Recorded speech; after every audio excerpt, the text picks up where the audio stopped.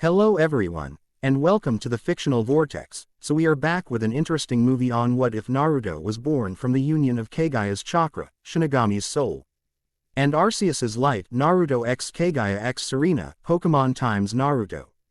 But before we start, I just want to remind you to please subscribe to my channel and hit the like button if you enjoy my content. Let's start the story. Chapter 1. Convergence of Legends. The night sky fractured like shattered obsidian, cosmic fissures spilling prismatic light across Konohagakure. Elder Sarutobi's pipe slipped from trembling fingers as celestial bodies that had no business sharing the same firmament converged in impossible proximity.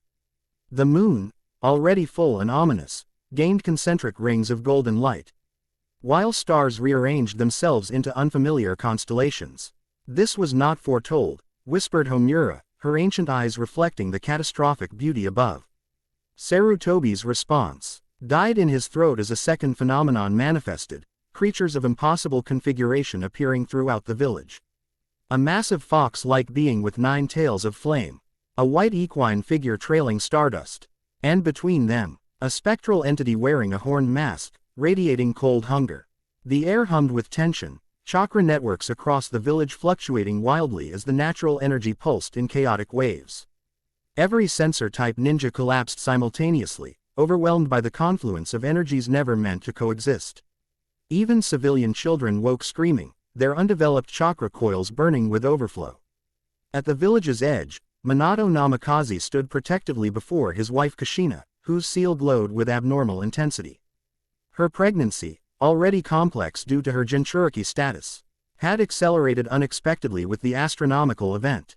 "Something's wrong," she gasped, red hair plastering to her forehead. "The baby, it's responding to whatever's happening outside."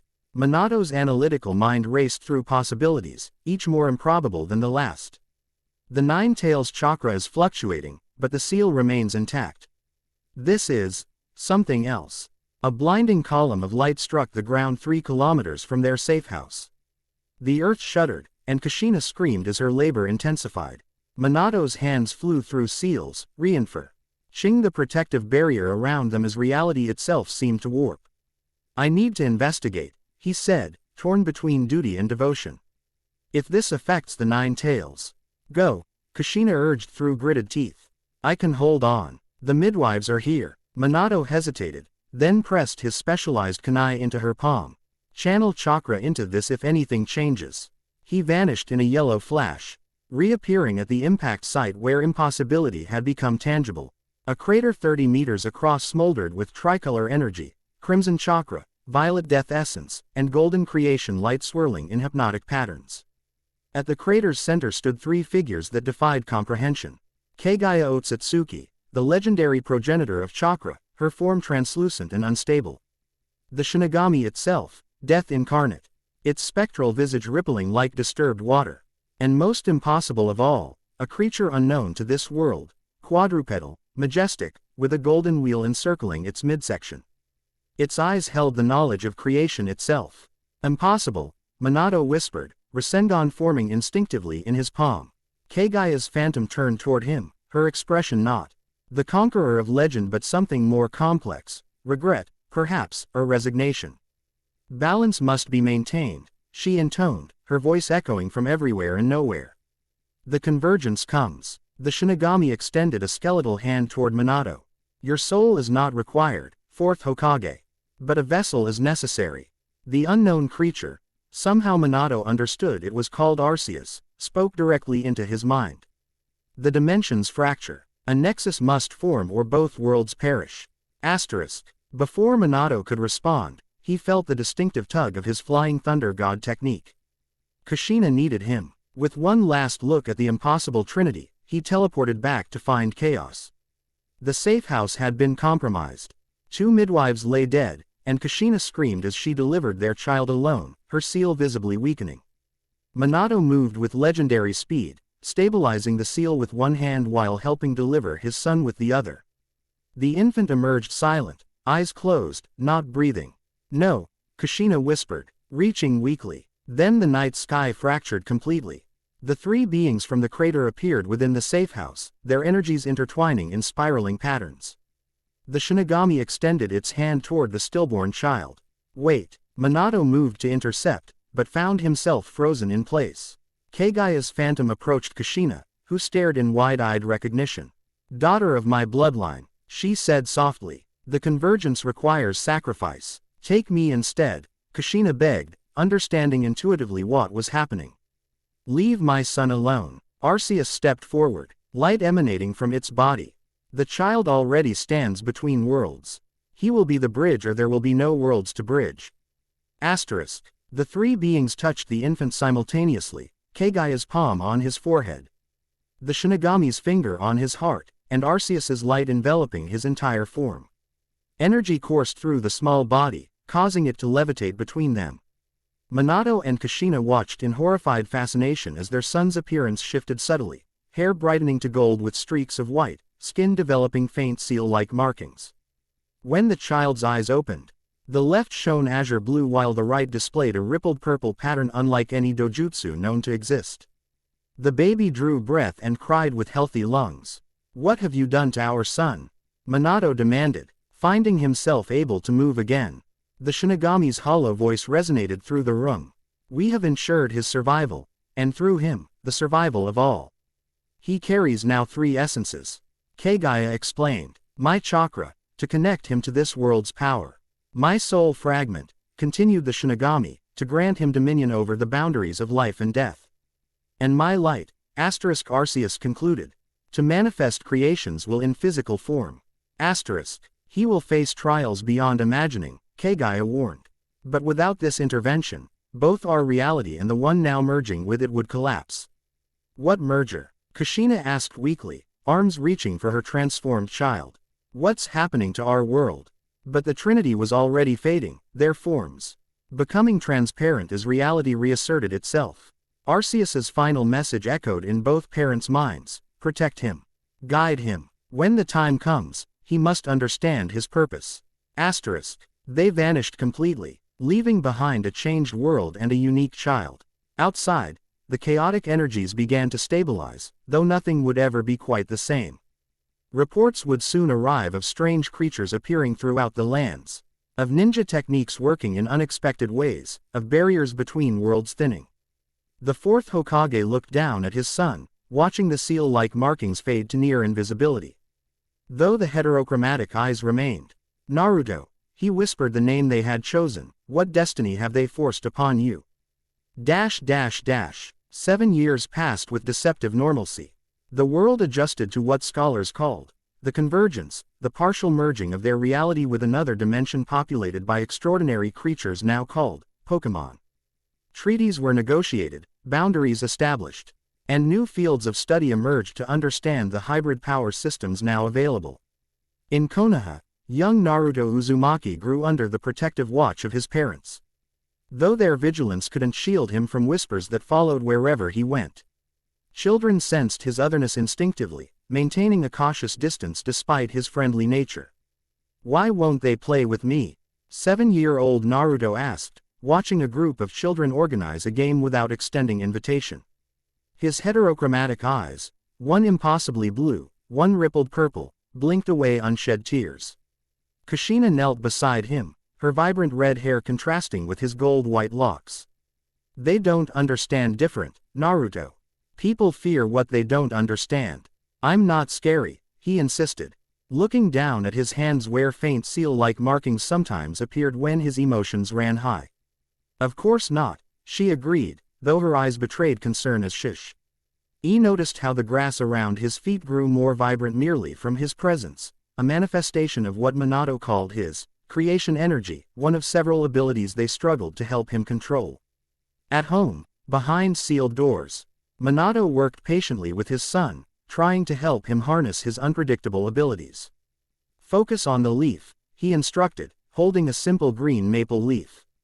"Just like we practiced. Channel your chakra steadily." Naruto stared intently, concentrating as he'd been taught. The leaf began to hover above Minato's palm, standard chakra exercise for academy students. But within seconds, the leaf transformed, growing, reshaping until it became something else entirely, a luminous blue-green creature with bulbous red eyes. Oddish. the transformed leaf announced before hopping away. Minato sighed, making a notation in his research journal. That's the third spontaneous Pokémon manifestation this week. I'm sorry, Naruto mumbled, eyes downcast. I was thinking about those creatures in your research scrolls.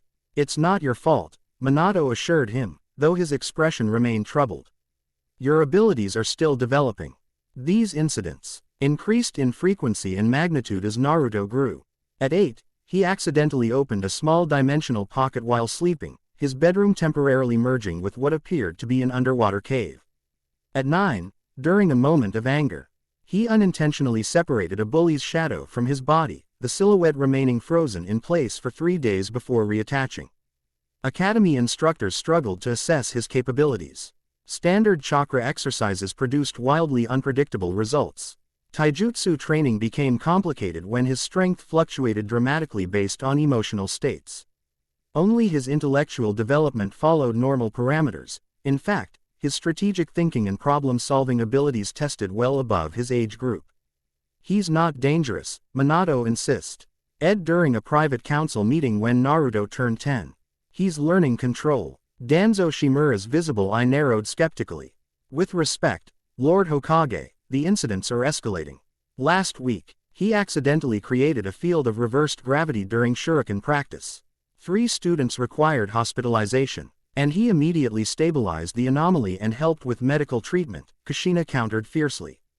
His healing abilities saved Inuzuka Kiba from permanent damage. The debate continued behind closed doors while outside, Naruto sat alone on an academy swing, watching other children avoid his gaze. He'd grown accustomed to solitude, finding companionship instead with the strange creatures that seemed naturally drawn to him. A small yellow rodent-like Pokémon, a Pikachu according to the new taxonomic guides, nuzzled against his leg sympathetically. At least you understand, Naruto told the creature, running fingers through its fur. The Pikachu responded with a contented, Pika. Electrical energy harmlessly dancing between them. He didn't notice the pale-eyed girl watching from behind a nearby tree, her Byakugan activated as she studied the unusual chakra patterns flowing through his body. Hinata Hyuga had been assigned to observe him, a fact that filled her with equal parts curiosity and guilt. 3 distinct energy signatures, she whispered to herself, making mental notes to report back to her father. They're not fighting each other anymore, they're harmonizing. The relative peace of Konoha shattered exactly 1 month later. The Annam Alley appeared without warning, a spreading distortion in reality that began at the village's eastern border and expanded rapidly inward.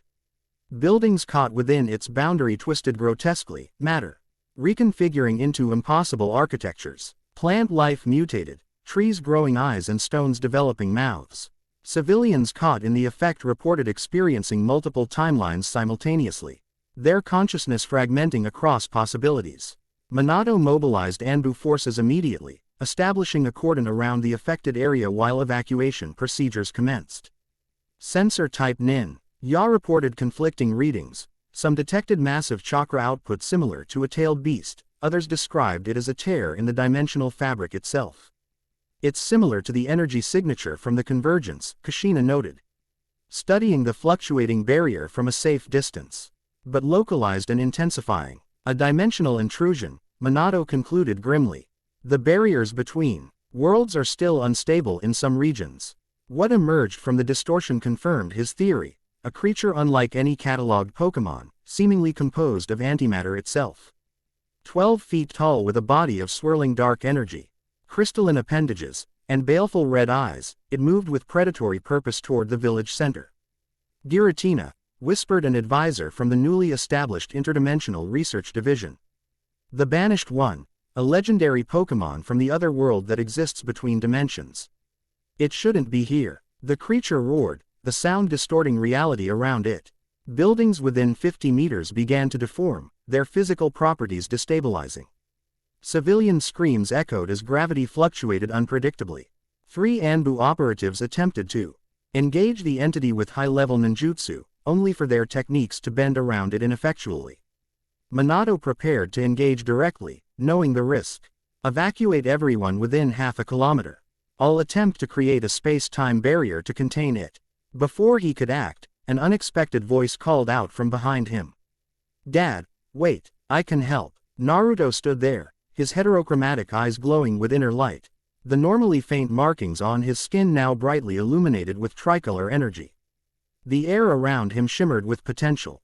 "Absolutely not," Minato ordered. "Get to safety with your mother." Kushina moved to escort him away, but Naruto spoke with uncharacteristic authority, his voice carrying unusual resonance. "The creature is responding to me. Look." Indeed, Giratina had halted its advance. Its attention now fixed exclusively on Naruto. The destructive energy around it continued spreading, but its focus had shifted entirely. "It recognizes the Arceus energy within me," Naruto explained with knowledge that couldn't possibly be his own. "I can communicate with it." Before either parent could stop him, Naruto stepped forward, walking calmly toward the interdimensional monstrosity. Anbu moved to intercept him, but Minato held up a hand, watching intently as his son approached the creature with inexplicable confidence. The destructive field around Giratina should have affected Naruto immediately. Instead, the distortions seemed to bend around him, reality maintaining integrity in his immediate vicinity. When he raised his hand, golden light emanated from his palm, not chakra, but something more fundamental, like the essence of creation itself. "You don't belong in this form here," Naruto said, his voice echoing strangely. "This dimensi can't sustain your antimatter composition." Giratina roared in response, the sound carrying meaning beyond mere vocalization. It was communicating. "I understand your confusion," Naruto continued. "The boundaries weakened. You fell through trying to maintain balance." The creature lowered its massive head, bringing its crimson eyes level with Naruto's mismatched gaze. Recognition flickered in those alien orbs. What happened next defied explanation by conventional ninjutsu or Pokémon studies. Naruto placed his palm against Giratina's form, and both began to glow with harmonic energies. Dimensional distortions stabilized gradually, reality reasserting its proper configuration around them. "Return to your proper form and domain," Naruto intoned. "I'll help you find the way back." His right eye, the purple rippled one, expanded its pattern, the concentric circles rotating slowly. A small dimensional rift opened beside them, revealing a shadowy realm of inverted physics and crystalline formations. Giratina's form became translucent, then began shifting into something smaller, more serpentine as it moved toward the opening. Throughout the process, Naruto maintained contact, his face showing intense concentration. Sweat beaded on his forehead as the markings across his skin pulsed rhythmically. After what seemed an eternity but lasted only minutes, Giratina passed completely through the rift, which sealed seamlessly behind it. The destructive field dissipated, buildings and landscape gradually returning to their proper forms. Naruto swayed on his feet, then collapsed. He awakened 3 days later in a secured hospital room, monitoring seals covering the walls and 6 Anbu guards stationed outside. His parents sat beside his bed, expressions revealing equal parts relief and concern. "What happened?" Naruto asked groggily, trying to sit up. Kushina gently pressed him back. "You've been unconscious since the incident. Your chakra network was severely depleted." "Not just chakra," Minato corrected quietly. "All 3 energy systems were drained simultaneously. We weren't certain you would recover." Memories flooded back. The dimensional intruder, the instinctive knowledge of its nature. The communication that transcended language. "Giratina," Naruto murmured. "It wasn't trying to destroy anything. It was lost and frightened." Minato's eyes narrowed slightly. "How did you know what to do? How could you possibly open a dimensional pathway?" "I don't know," Naruto admitted. "It just happened. Like I'd always known how but never needed to before." The door slid open before further discussion could occur. 2 figures entered.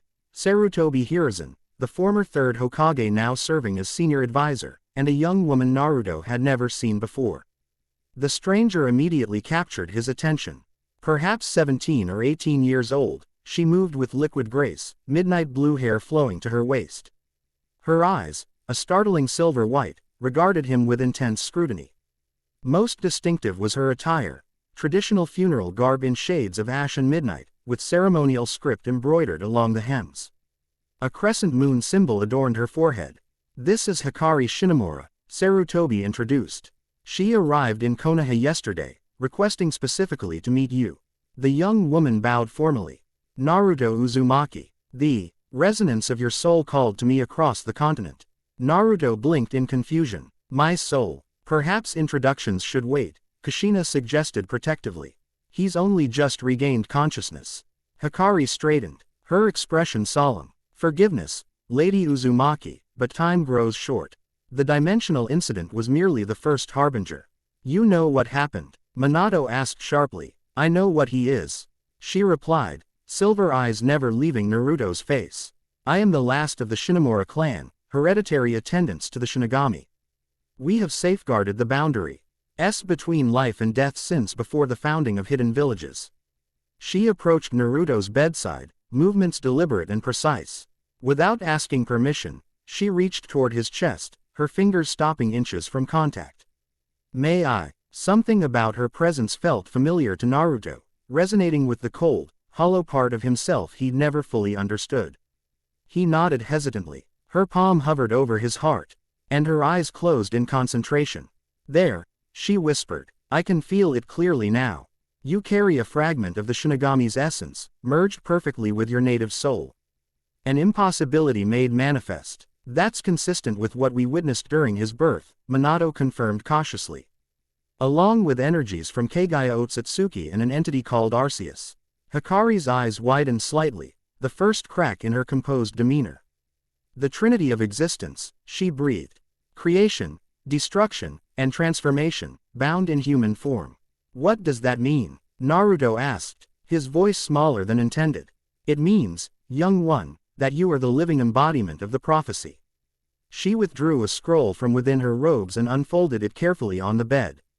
Ancient script covered the yellowed parchment, accompanied by illustrations depicting three distinct entities converging into a human silhouette. This text dates back nearly 1,000 years, she explained. It describes a time when worlds would blend, dimensions falter, and a vessel would be born carrying the essence of three cosmic forces. Sarutobi leaned forward, studying the document with scholarly interest. I've never seen this scripture before. The Shinamura archives remain separate from both ninja and samurai records, Hikari replied. Our purpose transcended political boundaries. And what exactly is that purpose? Kushina asked, maternal protectiveness evident in her tone. Hikari's silver eyes reflected light oddly as she answered. To prepare for him, she gestured to Naruto, the balanced one who would maintain equilibrium when the great convergence threatened all existence. Naruto stared at the ancient parchment, recognizing elements of the illustrations, the rippled eye pattern matching his right eye, the seal-like markings on his skin. But I'm just me. I don't even understand my own abilities. That is why I have come, Hikari stated matter-of-factly. To instruct you in the death aspect of your trinity.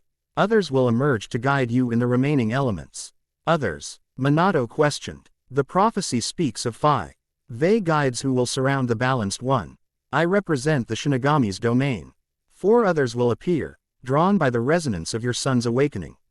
Awakening? Sarutobi inquired. What he did with the dimensional intruder.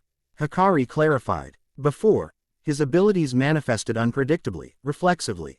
Now that he has consciously channeled all 3 energies simultaneously, the beacon has activated. Those with the knowledge to help him, and those who would seek to exploit or destroy him, will be drawn to Konoha. The implications hung heavy in the room. Naruto looked down at his hands, noticing how the normally invisible markings now remained faintly visible even at rest. I never asked for this, he said quietly. Hikari's expression softened marginally. Few who bear great purpose do, Naruto Uzumaki. But consider, without your intervention, how many would have perished when Giratina emerged? How many more might suffer if the dimensional barriers continue to weaken? Before he could respond, alarms blared throughout the hospital. Moments later, an Anbu operative appeared in a swirl of leaves. Lord Hokage, we have a situation. Another dimensional anomaly has appeared at the western gate, larger than the previous one. Minato rose immediately. Casualty report. None yet, sir. We established a perimeter in time. But something's emerging. Naruto sat up, ignoring the dizziness that accompanied the movement. I need to go there. Absolutely not, Kushina countered. You haven't recovered. Hikari's silver eyes flashed. He must. This is merely the beginning. The boundaries weaken further with each passing hour. Naruto met his father's gaze, heterochromatic eyes steady despite his physical weakness. You saw what happened with Giratina. I'm the only one who can communicate with these entities. Minato hesitated, the conflict between his roles as Hokage and father evident. Finally, he nodded. Under controlled conditions, you will remain within a protective formation at all times. As medical staff protested, Naruto dressed quickly. The markings on his skin brightened in response to his determination, and he felt strength returning, not from conventional recovery, but from something deeper, as though his unique composition responded to necessity itself. At the western gate, chaos had already ensued. Unlike the previous anomaly, this distortion manifested as a swirling vortex of golden light, reality bending inward rather than outward. Gravitational fluctuations affected everything within a 100-meter radius, objects and people alike drifting upward before falling unpredictably. Anbu had established a containment perimeter using barrier ninjutsu, though the effectiveness appeared limited. Research specialists monitored readings from a safe distance, their instruments giving contradictory results. The energy signature is inverse to the previous occurrence, reported a sensor-type ninja. Less destructive but potentially more destabilizing to space-time. Naruto approached the barrier, Hikari at his side and his parents flanking them protectively. As before, he felt an immediate connection to the phenomenon, though differently than with Giratina. This resonated specifically with the golden creation energy he sometimes manifested. It's Arceus energy, he said with certainty. Pure creation power without proper containment. Hikari nodded. The wheel turns. First destruction, now creation. The Trinity manifests in sequence. Can you stabilize it like before?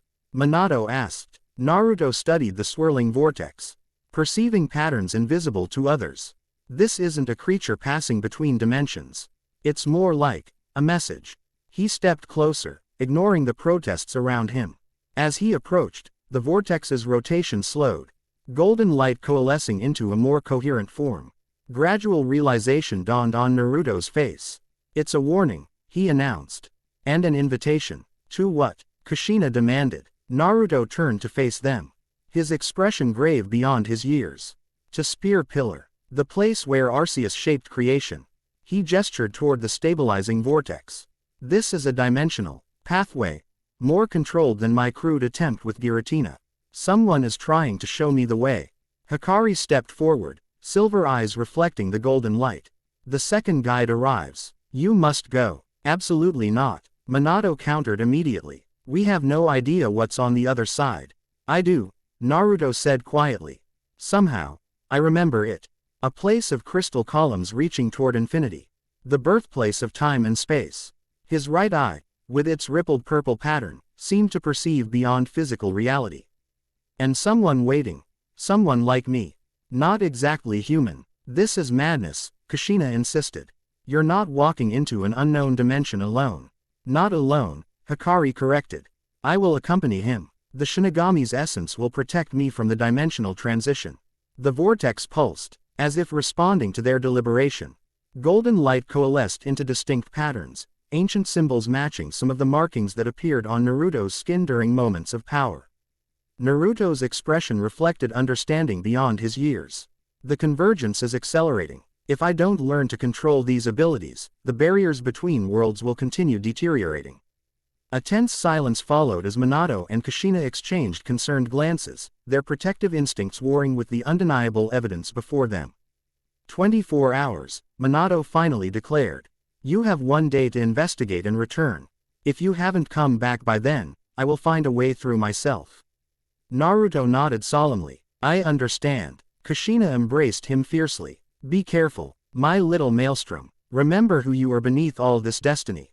I will, Mom. He returned the embrace before stepping back toward the vortex. Hikari moved to his side, ceremonial robes fluttering in the dimensional wind. The gateway stabilizes. We should proceed while the connection remains strong. Naruto took a deep breath, centering himself. The markings across his skin illuminated fully. Tricolor energy flowing visibly through the patterns. Stay close to me, he instructed Hikari. The transition might be disorienting. Together, They stepped into golden light, their forms elongating briefly before vanishing completely. The vortex contracted behind them, leaving only a faint shimmer in the air to mark its existence. Minato stared at the empty space where his son had been. Expression unreadable. Post full sensor coverage. Monitor for any fluctuations. I want to know the instant there's any sign of their return. As the Anbu dispersed to carry out his orders, Sarutobi approached quietly. You did the right thing, Minato.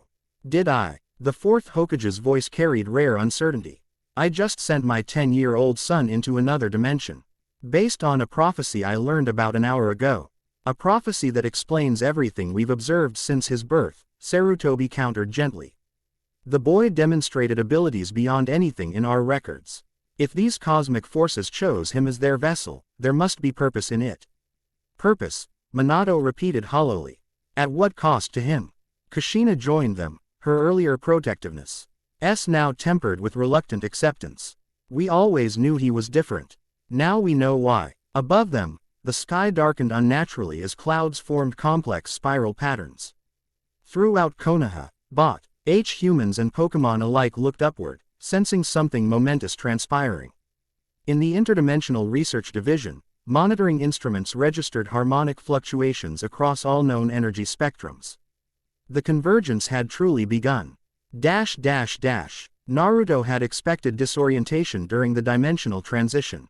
Instead, he experienced perfect clarity, as though finally seeing the worlds, as they truly existed. The veil between realities became visible to him, a lattice of intersecting potentials through which he and Hikari traveled. Can you see it? He asked his companion, voice echoing strangely in the between space. Hikari's silver eyes widened in wonder. Only shadows and reflections. You perceive it fully, don't you? He nodded, watching the intricate weave of dimensional fabric around them. It's beautiful, complicated, like looking at the underside of an enormous tapestry. Their journey lasted both moments and eternity before depositing them onto solid ground. Crystal columns stretched skyward impossibly, their surfaces reflecting light that seemed to come from everywhere and nowhere simultaneously. The horizon curved unnaturally, suggesting this plaque existed outside conventional spacetime. Spear pillar, Naruto whispered, recognizing it instinctively despite never having seen it before. The nexus point where Arceus shaped the original universe. Before the division, Hikari added, her normally stoic expression showing genuine awe. Before death and life separated, before dimensions multiplied. A voice resonated around them, melodic yet artificial. An accurate assessment, emissaries of the divided worlds. From between two crystal columns emerged a figure unlike anything in either of their experiences, humanoid but clearly artificial. With skin like polished alabaster inlaid with geometric patterns of gold. Her movements displayed uncanny fluidity, and her eyes shone with inner light reminiscent of the gateway they'd traversed. I am Aurelia Celestis, she introduced herself, voice carrying harmonics beyond human vocal range. Created from harvested essence of the original one to serve as intermediary between dimensions. Naruto studied her with both eyes, his natural blue one perceiving her physical form, his rippled purple one seeing the energy patterns within her. You're made from Arceus's power, he observed, but contained artificially. Aurelia inclined her head. Correct. Scientists from what you call the Pokémon world sought to harness creation energy. They succeeded partially, creating this form to house a fragment of that power. Her expression shifted subtly. An unauthorized experiment, one with consequences they did not anticipate. Hikari's hand moved subtly toward the ceremonial dagger at her waist. Are you a threat to the balance? The opposite, Aurelia replied. I am a necessary correction. When the unauthorized harvesting damaged dimensional barriers, I gained awareness and purpose. She turned her luminous gaze to Naruto. To find you, balanced one. The Trinity made flesh. You sent the gateway, Naruto realized. You're the second guide, the second to find you, she corrected. Though others seek you for different purposes. What purposes? Hikari demanded. Aurelia gestured, and the space between crystal columns shimmered, revealing images like windows into other locations. A laboratory where white-coated researchers studied energy readings, a temple where hooded figures performed rituals before an altar bearing the Shinigami's likeness, a battlefield where creatures from both worlds clashed violently. The convergence affects all realities, she explained. Some seek to accelerate it, believing unity brings ascension. Others attempt to reverse it, fearing contamination of their pure world. Still others wish to harness the transitional energies for their own power. And what do you want? Naruto asked directly. Aurelia's expression became something almost wistful. Stability, purpose, understanding of this existence I never asked for. She approached him slowly. You alone comprehend my nature, carrying the same creation essence that gives me form. Naruto nodded, seeing the similarities in their energetic compositions. We're both products of forces beyond our control. Yet you contain all three fundamental aspects in perfect balance, she noted. Creation, destruction, and transformation. A trinity that should be impossible. The prophecy, Hikari interjected.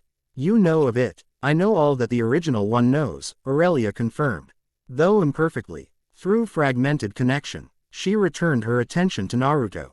You require instruction in the creation aspect of your nature. I can provide this guidance. Naruto considered her words carefully.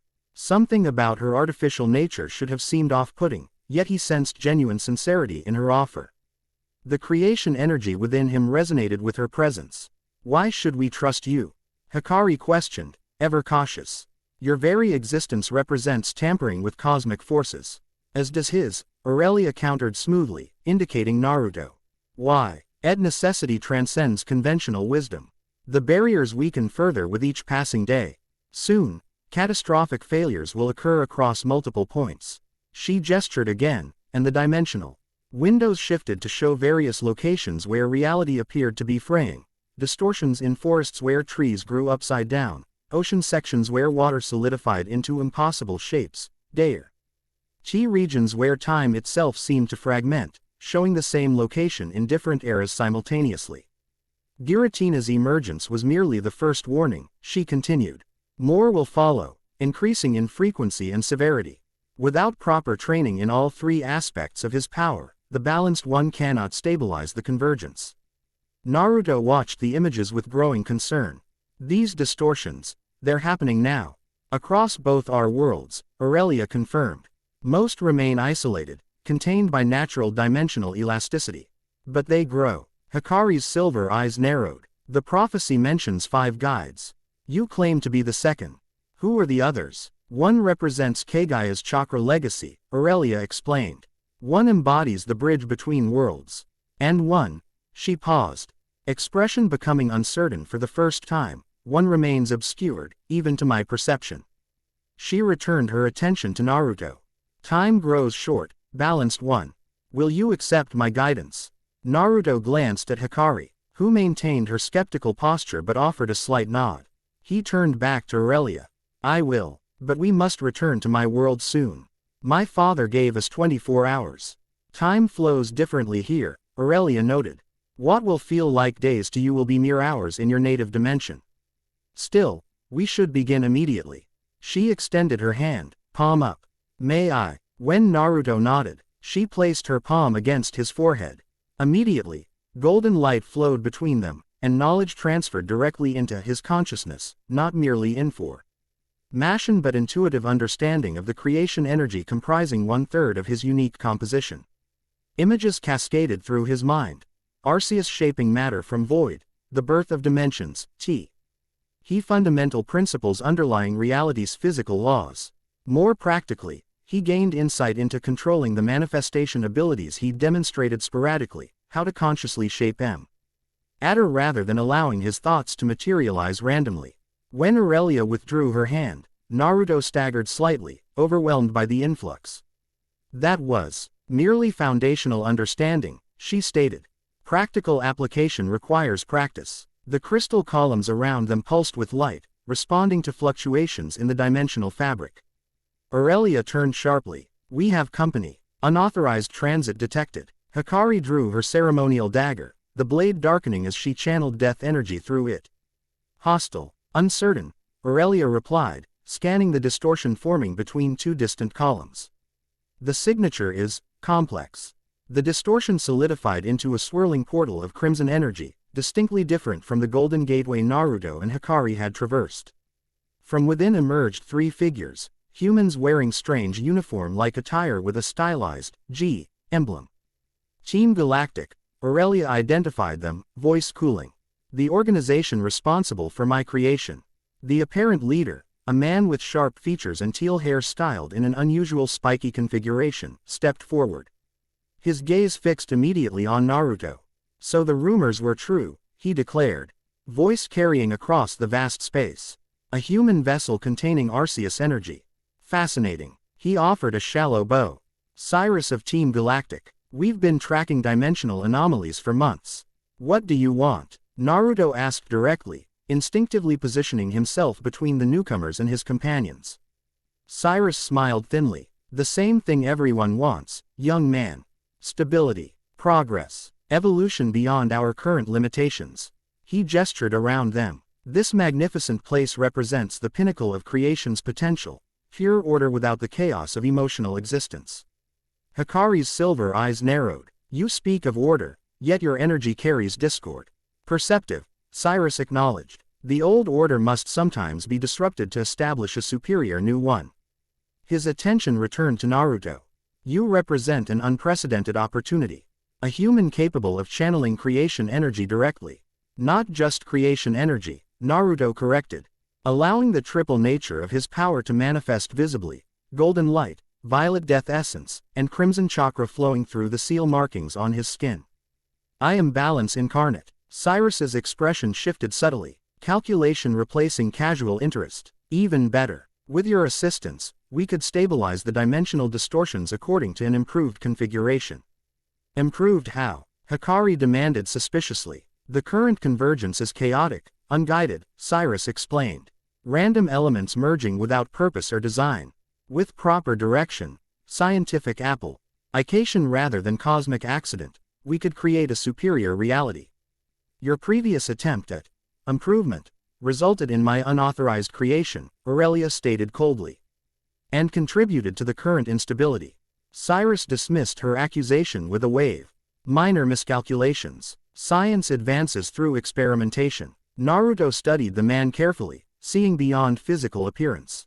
His right eye, with its rippled pattern, perceived intentions and energetic distortions.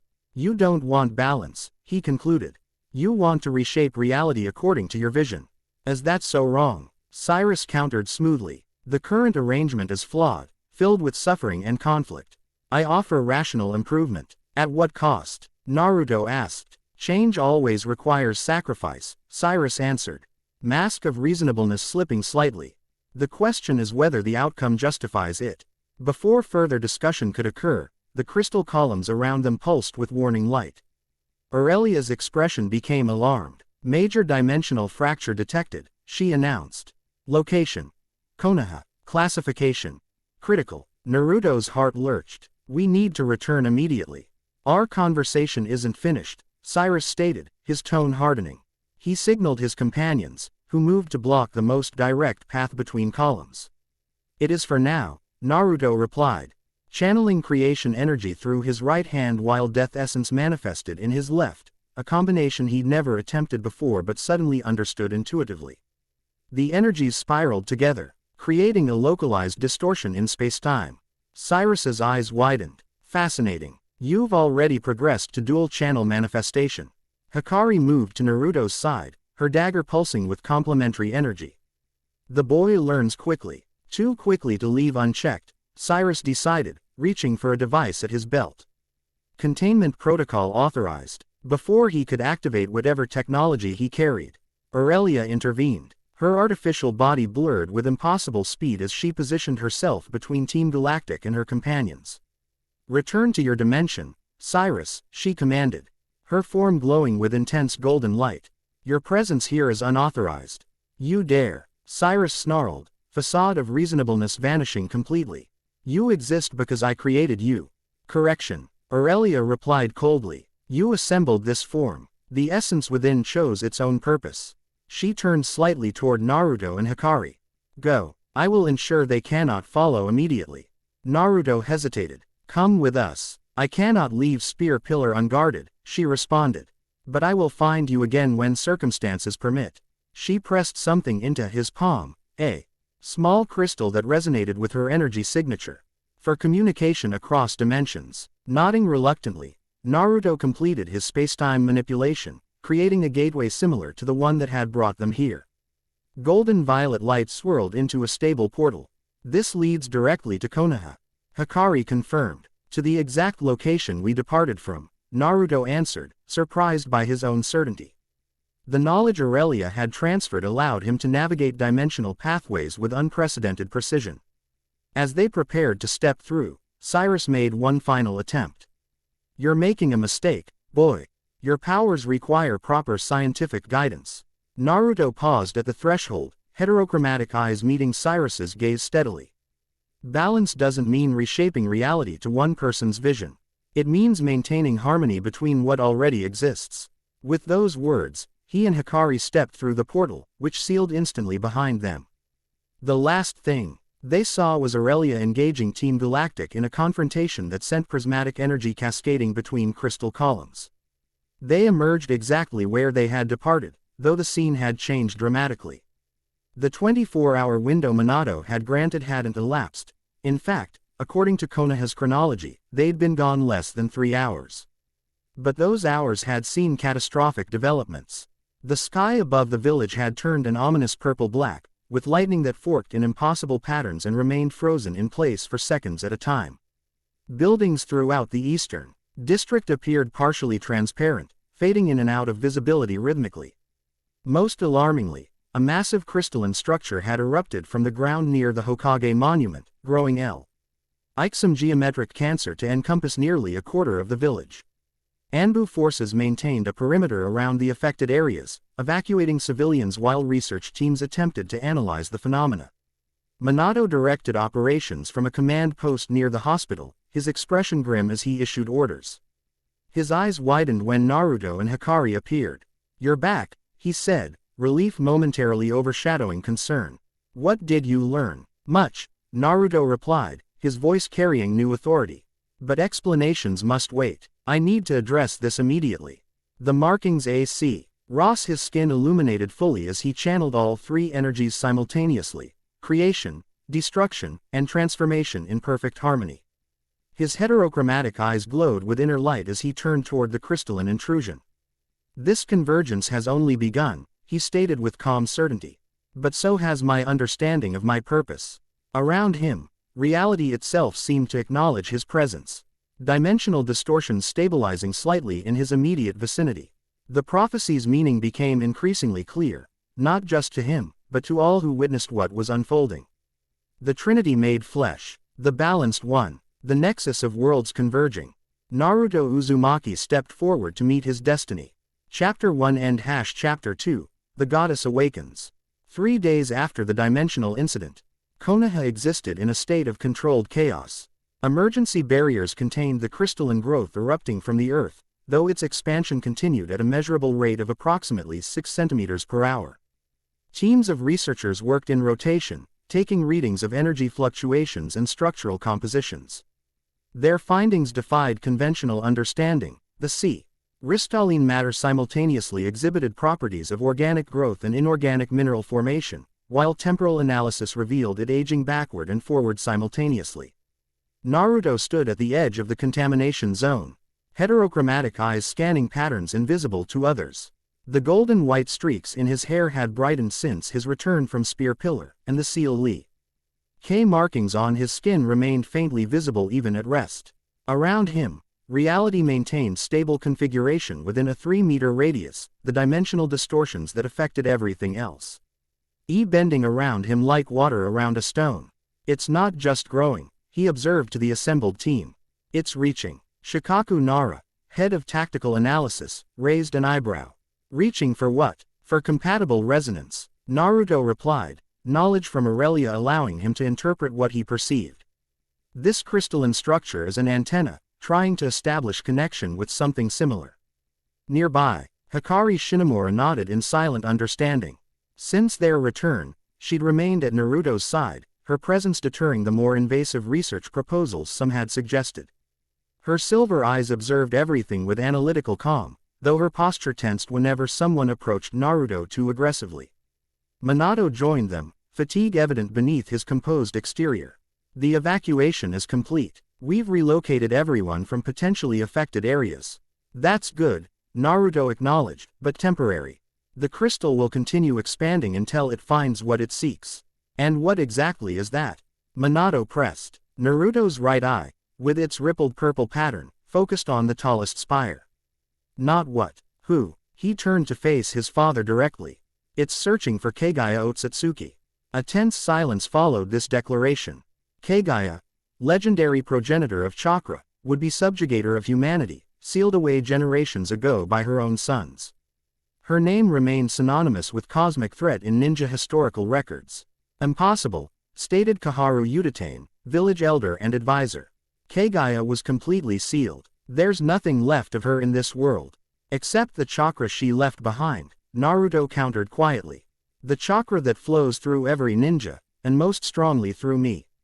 He touched his chest. The convergence weakened all dimensional barriers, including seals. Something of her essence is returning. Hikari stepped forward, silver robes fluttering in the unnatural wind that perpetually surrounded the crystal formation. The Trinity must be complete. The Shinigami aspect is represented. The Arceus aspect has made contact. Now the chakra originator must join the convergence. You're suggesting we deliberately seek out Kaguya? Homura Mitokado, another elder, sounded horrified. The greatest threat our world has ever faced. Not seek out, Naruto clarified. Her consciousness remains sealed. Chi and Echo exists, a fragment that was part of the Trinity that gave me my unique nature. He gestured toward the crystal. This is trying to locate that fragment, to bring it into manifestation. It will continue expanding until it succeeds, potentially encompassing the entire village in the process. Then we destroy it, suggested Danzo Shimura, his visible eye narrowing calculatingly. Naruto shook his head. Conventional attacks would only accelerate the growth. I've been monitoring response patterns. The crystal absorbs energy and converts it to expansion potential. He looked toward Hikari. Tell them about the map. The Shinamura priestess produced an ancient scroll from within her robes. During our meditation sessions, Naruto received geographical impressions connected to the Kaguya fragment. We've identified the location, a temple in the northern mountains, predating the founding of hidden villages. The Ice Path Temple, Minato recognized. Rumored to be Kaguya's first landing site on Earth. Naruto nodded. The crystal is trying to establish connection with something there, something that resonates with the Kaguya chakra inside me. You want permission to investigate this temple, Minato surmised. Not a question but a conclusion. Yes, Naruto confirmed. With Hikari's guidance, I believe I can locate whatever fragment remains and stabilize it before the crystal expansion becomes uncontrollable. Danzo's expression soured. Sending a child, even one with your unique abilities, to investigate a site potentially connected to Kaguya seems extraordinarily reckless. More reckless than allowing that to engulf our village. Naruto countered, gesturing toward the still-growing crystal formation. For a moment, the diplomatic child fell away, revealing something older and more resolute in his heterochromatic gaze. I am the only one who can approach safely. The Trinity within me provides protection against dimensional instability. Minato studied his son, physically still a 10-year-old boy, yet carrying knowledge and power beyond comprehension. The past days had accelerated Naruto's development in ways that transcended normal maturation. There was still childlike enthusiasm in his manner, but tempered now with cosmic awareness that occasionally manifested in moments like this. You won't go alone, Minato decided. A 4-person team, including Kakashi as captain and Hikari as guide. You'll investigate only. No engagement with unknown entities without direct authorization. 5-person, came Kushina's voice as she joined them, her crimson hair whipping in the dimensional winds. I'm going with my son. The look that passed between husband and wife contained volumes, concern, duty, protection, responsibility. Finally, Minato nodded. Agreed. Departure at dawn. Return within 3 days regardless of findings. As the meeting dispersed to prepare, Naruto approached the crystal formation one final time. Placing his palm against its smooth surface, he closed his eyes in concentration. The material hummed in response, vibrating at frequencies beyond human hearing. We're coming, he whispered. But not to release you. To understand. Within the crystalline lattice, Something shifted, a pattern reconfiguring subtly, as though acknowledging his message. Dash dash dash. The journey north took them across landscapes transformed by the convergence. Forests where ninja training grounds blended seamlessly with natural habitats now filled with Pokémon. Villages where traditional architectural styles incorporated technology from the other world. Fields where farmers worked alongside creature companions that assisted with harvests. Naruto observed these changes with renewed understanding following his experience at Spear Pillar. What had once seemed like random blending now revealed patterns, natural energy flowing between worlds, seeking harmonic balance. The tricolor energy within him resonated with these patterns, allowing him to perceive connections invisible to others. You see it differently now, Kakashi noted as they traversed a mountain pass. The copy ninja had maintained a respectful distance since their departure, watching Naruto with analytical curiosity. Everything connects, Naruto replied, heterochromatic eyes scanning the horizon. The worlds aren't just overlapping, they're filling each other's empty spaces. Like they were always meant to be joined but were separated artificially. Hikari nodded in understanding. The ancient Shinigami texts speak of the Great Division, a time when one world became many through cosmic intervention. Her silver eyes reflected mountain light. Perhaps this convergence represents natural correction rather than aberration. Natural or not, it's causing widespread destruction, Kushina pointed out pragmatically. Her presence provided grounding influence, preventing discussions from drifting too far into metaphysical territory. These mountain villages have been completely abandoned due to dimensional instability. She was right. The region they traversed showed increasing signs of dimensional decay.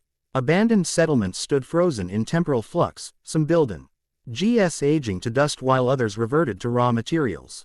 The air itself felt thin, reality stretching like overextended fabric. Their fourth companion, a Jonin-level ninja named Tenzo with wood-release abilities, maintained vigilant perimeter awareness. Movement at 2 o'clock, he reported suddenly. Not human or standard Pokémon signature. The group halted, formations shifting automatically to defensive configuration. Kushina positioned herself beside Naruto despite his proven capabilities, maternal instinct transcending rational assessment. From the tree line emerged a creature that defied conventional taxonomy, part plant, part animal, with crystalline growths similar to those affecting Konoha protruding from its body. It moved with predatory purpose, focusing immediately on Naruto. Dimensional hybrid, Hikari identified, hand moving to her ceremonial dagger. The instabilities are creating merged entities. It senses the Trinity energy, Naruto added, feeling the creature's attention like physical pressure. It's drawn to the resonance. Kakashi uncovered his Sharingan eye, scanning the entity's chakra pattern. Completely unstable internal structure. It shouldn't be able to maintain cohesion. Yet something's holding it together. The creature advanced slowly, its form rippling with contradictory physicality. Plant components blossomed and withered rapidly while crystalline structures grew and receded in pulsating rhythm. Should I contain it? Tenzo asked, hands prepared to form wood-release seals. Naruto stepped forward before anyone could respond, right hand extended palm outward. No, let me try something. Kushina tensed but remained silent, allowing her son space to exercise his unique abilities while staying close enough to intervene if necessary. The past weeks had forced difficult maternal adjustments, acknowledging that normal protective boundaries no longer applied to a child carrying cosmic energies. As the hybrid creature approached Naruto, the seal-like markings across his skin illuminated with tricolor energy. The entity responded immediately, its erratic movements stabilizing, crystalline growths retracting partially. It's suffering, Naruto observed quietly, existing between states without proper integration. He channeled creation energy through his palm, golden light flowing outward to envelop the creature. Where the energy touched, disparate elements began harmonizing, plant matter integrating properly with animal components while crystalline structures dissolved into viable cellular material. Within minutes, the hybrid transformed into something new yet stable, a fox-like creature with plant elements that complemented rather than conflicted with its base form. Leaf-like ears twitched as it regarded Naruto with newfound intelligence before bowing its head slightly. Impressive, Kakashi commented. You didn't just heal it, you completed its transformation into something that can actually survive. Integration rather than separation. Naruto explained. The worlds are merging whether we want it or not. Fighting that process only creates more suffering. He knelt before the transformed creature, which nuzzled his hand affectionately. The challenge is guiding integration toward harmony instead of chaos. The creature, now resembling something between an Nettles and a Leafeon, chose to accompany them as they continued northward. Naruto named it Haruki, combining words for spring and tree, in recognition of its dual nature. By nightfall, they reached the foothills below their destination. The ICE Path Temple stood silhouetted against starlight, its ancient architecture predating standardized ninja construction. Crystalline formations similar to those affecting Konoha adorned its upper reaches, though these appeared deliberately placed rather than invasive growths. We'll approach at dawn, Kakashi decided, establishing camp in a protected valley. The temple's defensive systems may react differently to daylight intrusion. As others prepared the site, Naruto sat cross-legged at the perimeter, eyes closed in meditation. Hikari joined him silently, her silver robes blending with mountain mist. "You feel it, don't you?" she asked softly, the resonance growing stronger. Naruto nodded without opening his eyes. "The Kaguya chakra within me is responding to proximity. It's uncomfortable." He placed a hand against his chest, like something trying to escape. "The Trinity seeks completion," Hikari observed, each aspect calling to its source. "But what happens when all three aspects fully activate?" Naruto questioned, opening his heterochromatic eyes to regard his mentor. "Am I still myself if cosmic forces use me as their vessel?" The question hung between them, one she couldn't fully answer despite her ancestral knowledge. Instead, she placed a ceremonial marking on his forehead using ash from their campfire. The Shinigami believe that vessels are not merely containers but transformers. She explained, "What flows through you changes because of who you are, not despite it." Her silver eyes reflected starlight. "You remain Naruto Uzumaki, regardless of what cosmic energies you channel." From nearby, Kushina watched this exchange with complicated emotions. Pride in her son's developing wisdom competed with fear for his future and grief for the normal childhood he would never experience. She approached quietly, joining their meditation circle. "When I carried the 9 tails," she offered, "I always remained myself despite its influence. Its chakra flowed through me, but my will determined how that power manifested." Naruto smiled gratefully at his mother, reaching for her hand. The simple gesture bridged cosmic complexity with human connection. A boy seeking maternal reassurance despite wielding powers that could reshape reality. "Get some rest," Kushina advised, squeezing his hand. "Tomorrow will challenge all of us." As night deepened, Naruto eventually drifted into restless sleep. His dreams filled with fragmented visions, a woman with horned features weeping crystalline tears, vast dimensional landscapes folding into impossible configurations. 3 cosmic entities converging into a single point of blinding light. He awakened before dawn, consciousness returning with unusual clarity. The seal-like markings across his skin glowed faintly, responding to proximity to the temple. Beside him, Haruki slept curled protectively, its leaf tail twitching with dreams of its own. "You're awake," Hikari noted, materializing silently from pre-dawn shadows. She hadn't slept, maintaining vigil throughout the night. The temple's energy signature intensified approximately 20 minutes ago. "Something within has activated." Naruto nodded, sensing the change himself. A pulling sensation centered in his chest where the Kaguya chakra concentrated most densely. "It knows I'm here." The others awakened quickly, professional shinobi Tr. Transitioning from sleep to full alertness without intermediate grogginess. Camp disappeared into storage scrolls as they prepared for temple ascent. Approach strategy, Kakashi outlined crisply. Diamond formation with Naruto at center. Tenzo covering rear, myself leading, Kushina and Hikari flanking. Priority is intelligence gathering with contingency for immediate extraction if hostile response exceeds containment capability. They ascended toward the temple as first light crested eastern mountains. The ancient structure revealed itself gradually, a massive complex carved directly into mountainside ice. With architectural elements reminiscent of Otsutsuki design rather than human construction. Crystalline spires reached skyward, catching dawn light and refracting it in patterns that made momentary symbols in the air before dissolving. "The symbols match your markings," Kushina observed, indicating the seal patterns that occasionally appeared on Naruto's skin when his powers manifested. Their activation keys, Naruto realized, recognizing sequences from knowledge Aurelia had transferred. The temple is scanning for compatible energy signatures. As they approached the Mai-En entrance, massive doors carved from what appeared to be single sheets of crystal, the structure reacted to their presence. Geometric patterns illuminated across the facade, focusing particularly on Naruto. The markings on his skin responded in kind, brightening to match the temple's energy signature. "It's recognizing you," Hikari observed. The massive doors began shifting, not swinging outward, but reconfiguring molecularly, solid crystal becoming temporarily permeable before resolidifying in open configuration.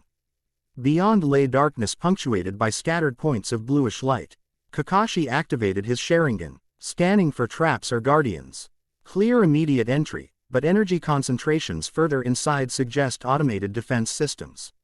Not defenses, Naruto corrected, his right eye with its rippled pattern perceiving deeper patterns. Guides. The lights will lead compatible visitors through safe passages. He stepped forward confidently, the blue lights brightening in response to his proximity. The others followed cautiously, maintaining protective formation despite Naruto's apparent certainty. Inside, the temple revealed impossible architecture, corridors that curved T-Hero dimensions beyond standard three-dimensional space, chambers whose internal volumes exceeded their external boundaries, and gravity that shifted subtly between sections. Throughout, crystalline growths similar to those affecting Konoha-adorned walls and ceilings, though these pulsed with purposeful rhythm rather than chaotic expansion. This predates the Hidden Village system by millennia, Kakashi noted, examining inscriptions along one wall. These records describe Kaguya's arrival on Earth. Not just arrival, Hikari added, her expertise in ancient languages allowing deeper interpretation. These speak of celestial descent for terrestrial ascension, suggesting her coming was part of a larger plan. As they progressed deeper, the temple's responsive nature became increasingly evident.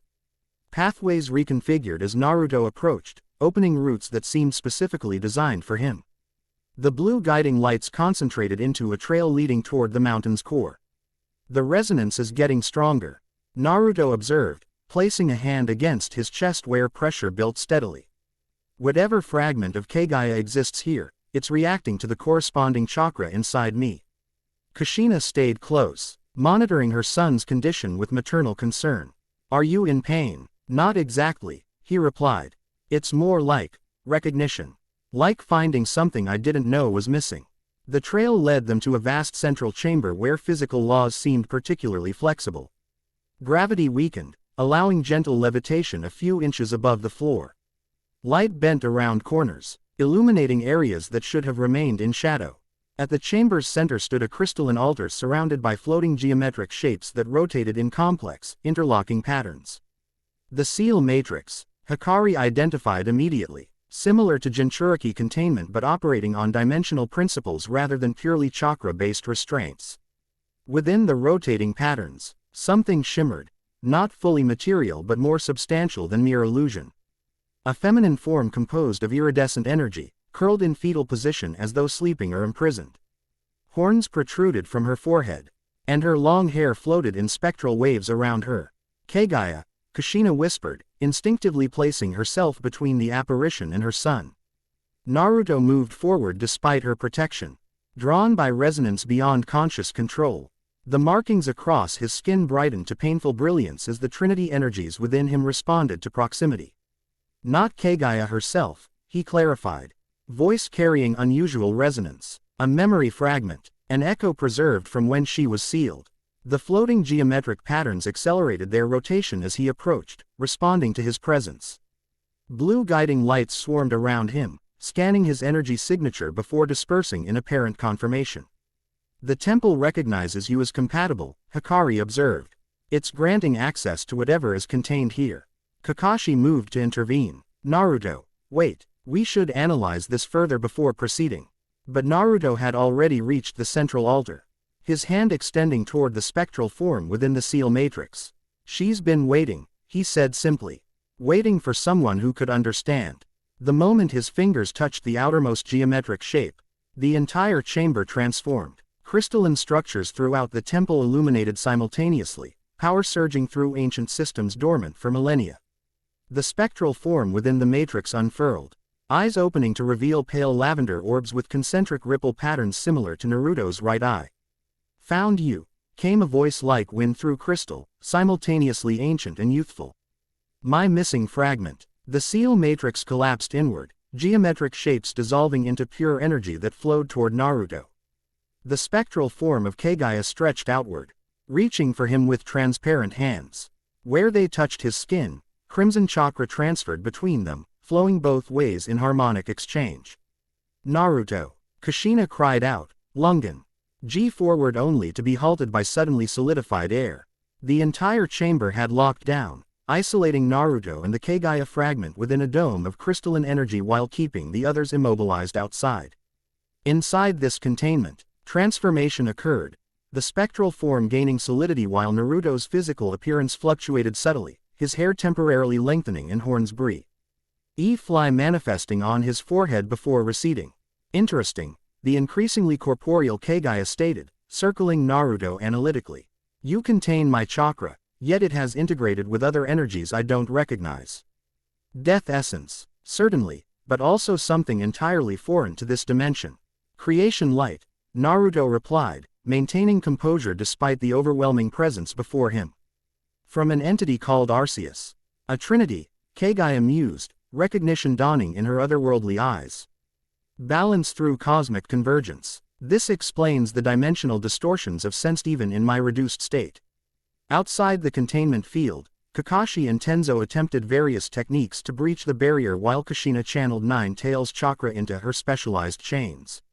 None penetrated the crystalline dome. "He's still conscious and communicating," Hikari observed, her silver eyes perceiving energetic exchanges invisible to others. "The fragment isn't consuming him, they're exchanging information." Within the field, conversation continued between cosmic entity and human vessel. "You're not what I expected," Naruto admitted, studying the now solid form before him. Rather than the monstrous deity of legend, this Kaguya appeared almost youthful, regal certainly, but with curious eyes that held more wonder than malice. "What did you expect? The destroyer? The chakra thief?" She smiled thinly. "History written by victors rarely portrays the defeated with nuance." "You tried to control humanity through infinite Tsukuyomi," Naruto countered. "You treated people as resources rather than individuals." Kaguya's expression shifted, something like regret crossing her features. "This fragment holds memories from early in my terrestrial existence, before fear corrupted purpose." She gestured around them. "I created this temple when I still believed coexistence possible, preserving an echo of my original intentions should anything go wrong." "And what were those intentions?" Naruto pressed. She approached him, pale fingers tracing the seal-like markings on his skin. "Evolution through guided ascension rather than forced subjugation. My mission was to elevate this world's consciousness, not enslave it." Her eyes, Byakugan with hints of Rinnegan, studied him intensely. "Somehow, you carry potential for what I originally intended." The exchange continued, invisible to observers but transformative for participants. Kaguya accessed Naruto's memories, experiencing the convergence through his perspective while he received flashes of her early days on Earth, arrival with peaceful intent. Gradual corruption through isolation and power, eventual descent into the deity that history remembered as monster rather than mentor. The worlds merge now as they were perhaps always meant to, she concluded after absorbing his knowledge of recent events. But chaotically, without guidance. "That's why I came," Naruto explained. "The crystalline growth in Konoha, it's connected to you. Trying to establish contact with your fragment here." Kaguya nodded in understanding. "My essence recognizes itself across dimensions, seeking reunification." She placed a hand against his chest, feeling the Trinity energies pulsing within. "You represent an unexpected opportunity. A vessel carrying compatible energies that could stabilize the convergence." "I'm not a vessel," Naruto corrected firmly. "I'm Naruto Uzumaki. The energies flow through me, but I determine their application." For a moment, ancient imperialism flashed in Kaguya's eyes, the instinct to dominate, to control. To view humans as mere implements for cosmic will. Then, surprisingly, she laughed, a crystalline sound containing genuine amusement. "Well spoken, young one. Perhaps this is why you were chosen. Her expression became evaluative. You need my guidance to fully understand the chakra aspect of your trinity. I need a connection to this world beyond my sealed fragment. An arrangement beneficial to both, perhaps. Before Naruto could respond, the entire temple shuddered violently. Crystalline structures cracked as external force impacted the mountain itself. The containment field surrounding them flickered, allowing glimpses of chaos beyond, his companions defending against unknown attackers while part of the ceiling collapsed inward. We're under attack, Naruto realized. The field dissipating completely as the temple's systems redirected energy toward structural integrity. The scene that greeted them was chaotic, uniformed figures pouring through a breach in the chamber wall while Kakashi, Tenzo, Kushina, and Hikari formed defensive perimeter. The attackers wore distinctive armor with insignia Naruto didn't recognize, a stylized eye surrounded by triangular patterns. The Dimensional Tribunal, Kaguya identified immediately. Interdimensional regulators who oppose natural convergence.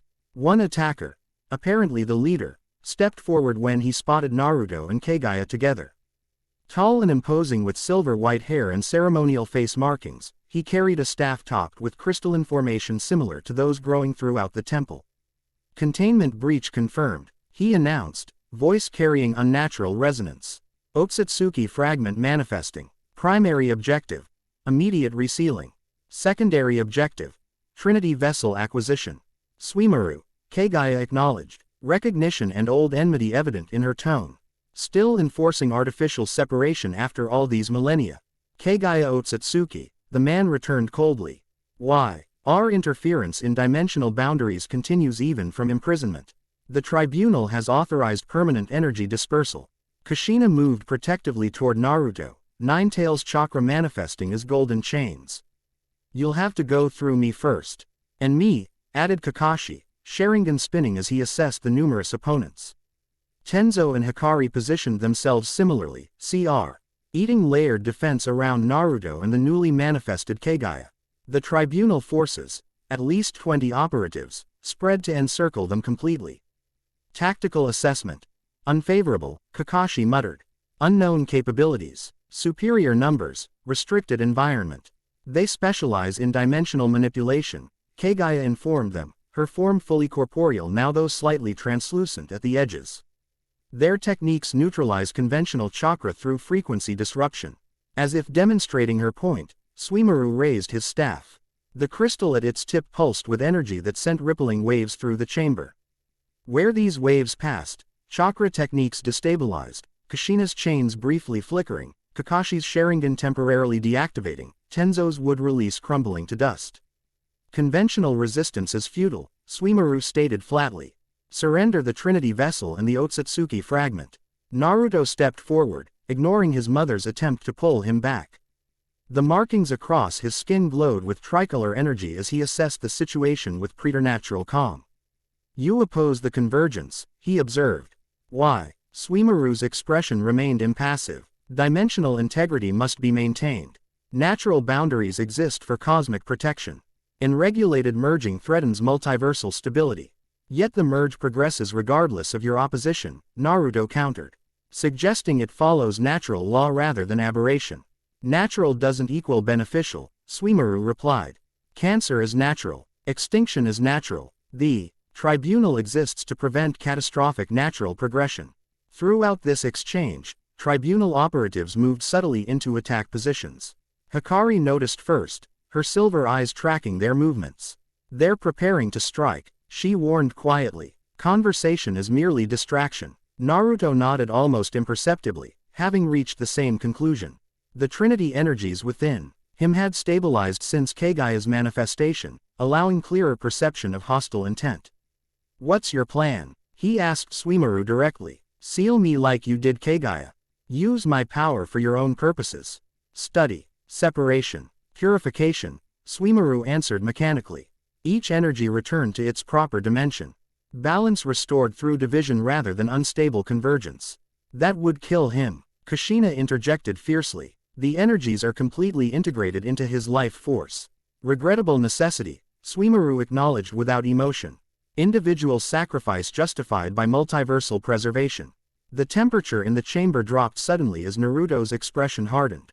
His right eye, the purple rippled one, expanded its pattern while his left eye shifted to brilliant gold. The Trinity energies manifested visibly around him, tricolor aura extending outward. "I choose integration over separation," he stated, voice carrying unusual resonance. "Harmony over division. Life over your version of cosmic order." Without further warning, he channeled creation energy into the temple itself. The crystalline structures responded instantly, reconfiguring to his will. Floor panels shifted beneath tribunal operatives, walls flowed like liquid to create barriers between attackers, ceiling crystals elongated into spear-like formations that forced enemies to dodge and retreat. Kaguya, witnessing this display, smiled with something between approval and surprise. "Impressive control for one so young," she commented before joining the counterattack. Her techniques complemented Naruto's perfectly. Where he manipulated physical environment, she distorted gravity in targeted zones, immobilizing tribunal operatives in localized fields of increased mass. Together they created combination effects neither could have achieved independently. Seeing opening for coordinated response, Kakashi signaled the team. "Pincer formation, non-lethal containment. We need information more than elimination." Quote, "The battle that followed demonstrated why Konoha's shinobi deserved their elite reputation." Kakashi's tactical genius directed precise application of varied abilities. Tenzo's would release creating capture frameworks, Kushina's chains binding those who evaded physical restraints, Hikari's ceremonial techniques disrupting the tribunal's dimensional manipulations. Throughout, Naruto and Kaguya maintained central position, their combined energies stabilizing the increasingly damaged temple. What began as defensive reaction evolved into coordinated offensive as they pushed tribunal forces back toward the breach they'd created. Suimaru, recognizing imminent defeat, raised his staff for desperate countermeasure. "Dimensional severance authorized," he intoned. The crystal tip glowing blindingly bright. Purification protocol activated. Before he could complete whatever technique this represented, Naruto made a split-second decision. Channeling DEET H essence through his left hand while creation energy flowed through his right, he directed combined force directly at the staff's crystalline focus. The resulting collision produced catastrophic feedback. Suimaru's staff shattering explosively while dimensional energy discharged throughout the chamber. Reality itself buckled under the strain, sections of the temple shifting between states of matter blinking temporarily out of existence. The temple's collapsing. Kakashi shouted above the dimensional maelstrom. "Emergency evacuation." Kushina reached for Naruto, who stood unmoving at the chaos epicenter. Hands still extended from his counterstrike. "Naruto, we need to go now." But Naruto remained focused on Suimaru, who knelt amid dimensional fluctuations, his shattered staff scattered around him. The tribunal leader's form wavered between solid and translucent as the chamber's stability deteriorated further. "You've doomed us all," Suimaru accused, voice distorting. "Without separation, chaos consumes everything." "Not chaos," Naruto corrected, tricolor energy flowing visibly through the markings on his skin. "Transformation, evolution, integration." He turned to Kaguya, whose newly manifested form already showed signs of destabilization, edges becoming indistinct, solidity fluctuating. "You're connected to me now through resonant chakra. Can you maintain coherence through that link?" She assessed their connection with analytical precision. "Temporarily. This fragment lacks sufficient energy for permanent manifestation without external support." "Then come with us," Naruto offered, extending his hand. "Help me understand what I carry. Help guide the convergence toward harmony instead of destruction." Kaguya hesitated, ancient instincts warring with new possibilities. This fragment, preserved from before corruption took root, recognized opportunity beyond mere survival. "An alliance rather than dominance," she mused. "Unprecedented in my experience." Anyo. Their violent dimensional fluctuation rocked the chamber, massive sections of ceiling disintegrating into component molecules before temporarily reforming in impossible configurations. Tenzo created OD barriers to protect them from structural collapse while Hikari established stabilization seals around their immediate vicinity. "Decision time," Kakashi urged, supporting an injured tribunal operative they'd captured for questioning. "This entire mountain could destabilize within minutes." Kaguya regarded Naruto, This child carrying cosmic potential beyond anything she'd anticipated when creating her fragment backup millennia ago. Something almost like respect flickered in her otherworldly eyes. Very well, Naruto Uzumaki, she decided, taking his offered hand. Alliance accepted. The moment their palms connected, energy transferred between them, her form stabilizing while the chakra portion of his trinity strengthened. The seal-like markings across his skin reconfigured slightly to accommodate enhanced integration.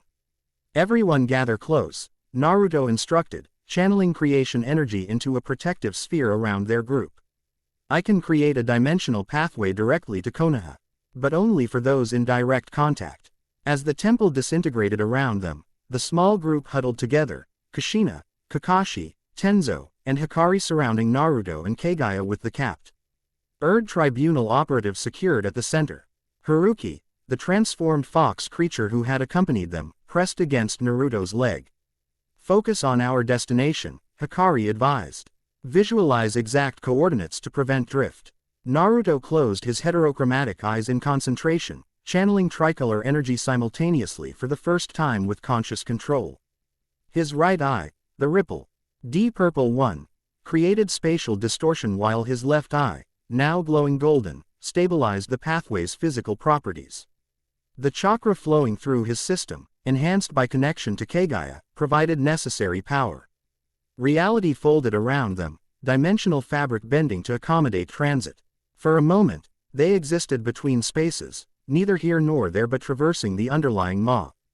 Tricks connecting all points in the multiverse. Through this between state, they moved instantaneously across geographical distance. They emerged in Konoha's central plaza, directly before the Hokage building. The transition completed seamlessly without the disorientation normally accompanying space-time techniques. Naruto maintained the energy sphere around them briefly to ensure everyone arrived intact before releasing the technique. Minato, who had been coordinating containment efforts around the crystalline growth, stared in shock as the group materialized. His eyes widened further upon recognizing Kaguya's distinctive appearance. Mission successful, he asked cautiously, gaze moving between his son, wife, and the legendary progenitor of Chakra. Complicated, Kushina replied, Suppo.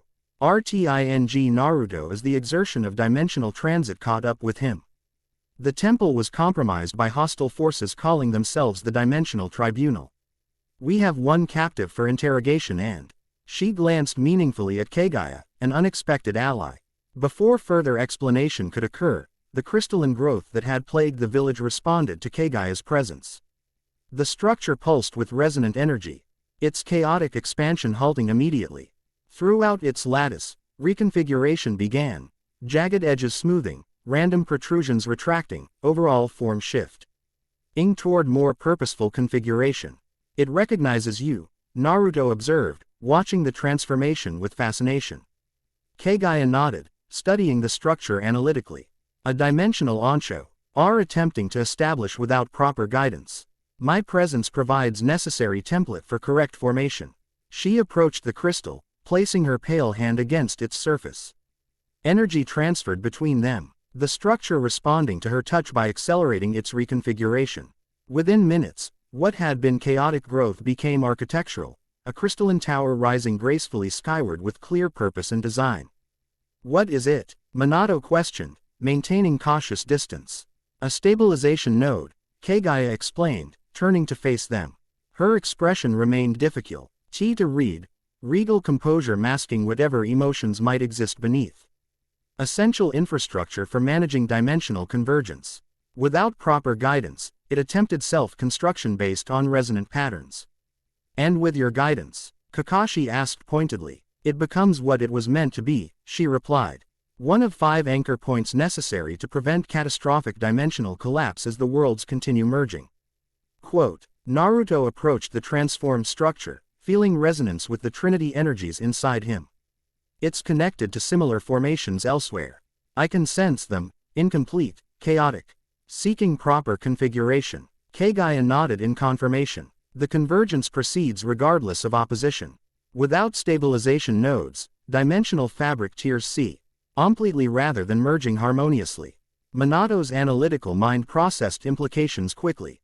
You're suggesting these structures are necessary rather than invasive. Necessary and inevitable, Kaguya corrected. The question isn't whether they form, but whether they form correctly. Unguided manifestation produces chaotic growth like you've been fighting. Properly directed formation creates functional infrastructure. Naruto turned to his father, heterochromatic eyes reflecting new understanding. The tribunal opposes any convergence, trying to maintain artificial separation. But the merge happens regardless. Just destructively without guidance. And you trust her assessment? Minato asked quietly, paternal concern evident beneath Hokage authority. Before Naruto could answer, Kaguya spoke directly to Minato. Your skepticism is warranted, fourth Hokage. My complete form's actions millennia ago deserve condemnation. Her otherworldly eyes held surprising sincerity. This fragment exists from before corruption took hold, preserved specifically to provide alternatives should my primary consciousness fail. A backup plan, Minato surmised. Insurance against your own potential corruption. Precisely, she acknowledged. What history records as the monster Kaguya represents what I became, not what I intended at arrival. This fragment carries original purpose, elevati. On through harmony rather than subjugation. Skepticism remained evident in expressions around them, particularly among Anbu guards who had moved into defensive positions at their appearance. Kushina watched Kaguya warily, maternal protection overriding diplomatic restraint. Why should we believe you? She challenged directly. Kaguya turned toward the crystalline tower, which had completed its transformation into elegant architecture. Because opposing natural convergence guarantees destruction, while guided integration offers possibility of evolution beyond current limitations. She gestured toward Naruto. Your son carries potential for this guidance through the trinity energies he embodies. I offer knowledge to help him fulfill that potential.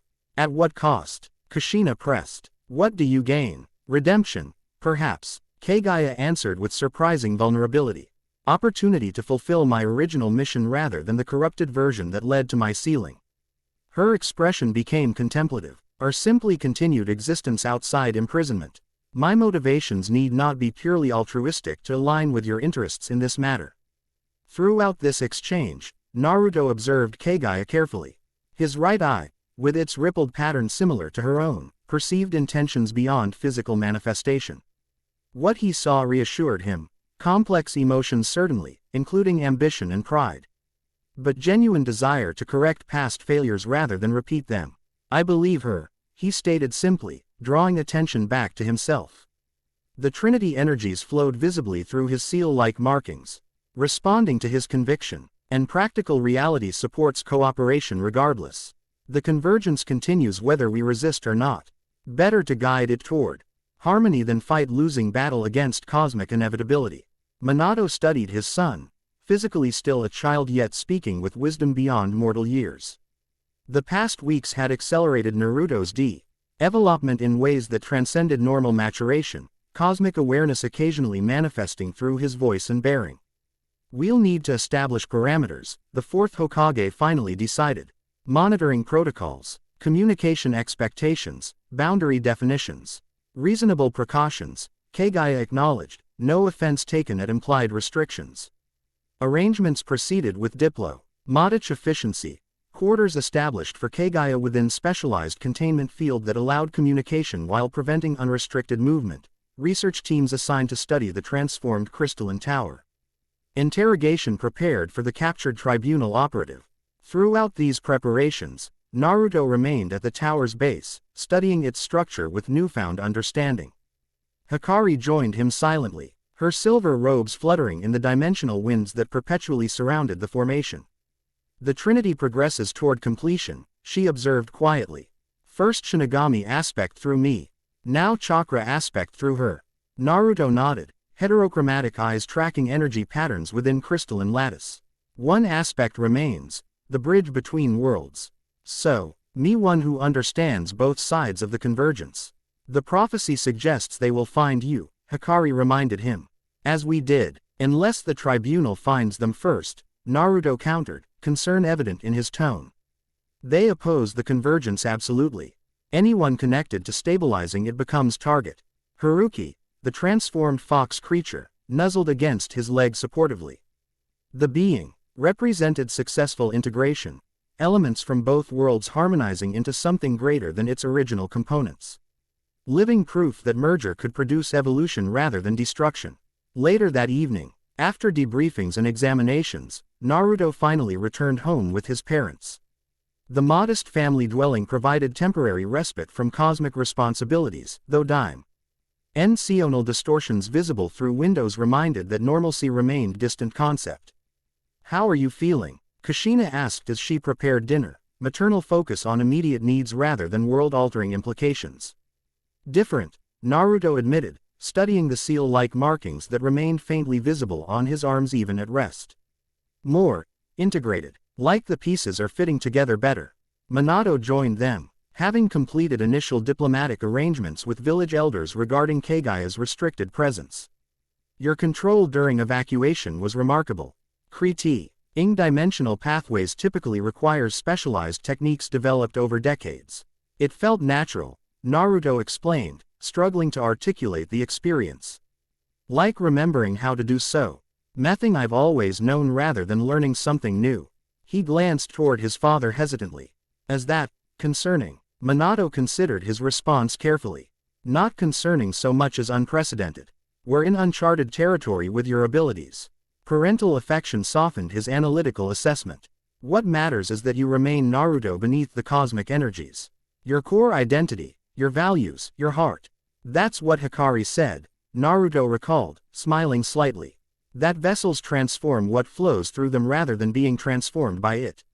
"Smart woman," Kushina commented. Bringing food to the table. For a brief while, they ate together as family rather than Hokage, Jinchuriki, and Cosmic Vessel, conversation turning to ordinary topics, laughter occasionally punctuating discussion. After dinner, Naruto stood at his bedroom window, watching the transformed crystalline tower gleaming in moonlight. Its presence no longer threatened Konoha but instead provided anchor point for dimensional stability. Throughout the village, similar transformation had begun, chaotic distortions gradually shifting toward harmonious integration. A soft knock at his door preceded Kushina's entrance. She joined him at the window, maternal arm draping around his shoulders. "Big day," she observed simply. Naruto nodded, leaning against her comfortingly ordinary presence. "Do you think I did the right thing? Bringing Kaguya here?" "I think you did the necessary thing," she answered honestly.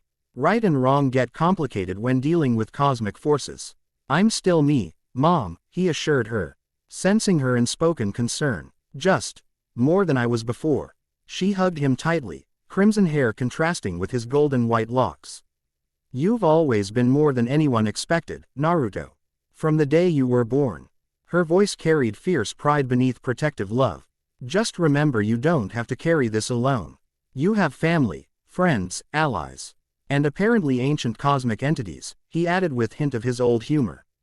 Kushina laughed despite herself. "Those two, apparently." Later, as village settled into uneasy sleep beneath transformed sky, Naruto dreamed of crystal spires reaching between dimensions, of pathways connecting disparate realities, of harmonic resonance across cosmic boundaries.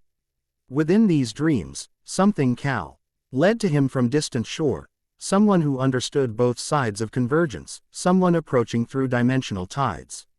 The trinity progressed toward completion, guided by forces beyond comprehension yet anchored in human heart. Balance would emerge not through separation or domination, but through integration and harmony. Naruto Uzumaki, Sun, Shinobi, and Cosmic Vessel, slept beneath unfamiliar constellations, preparing unconsciously for challenges yet to come.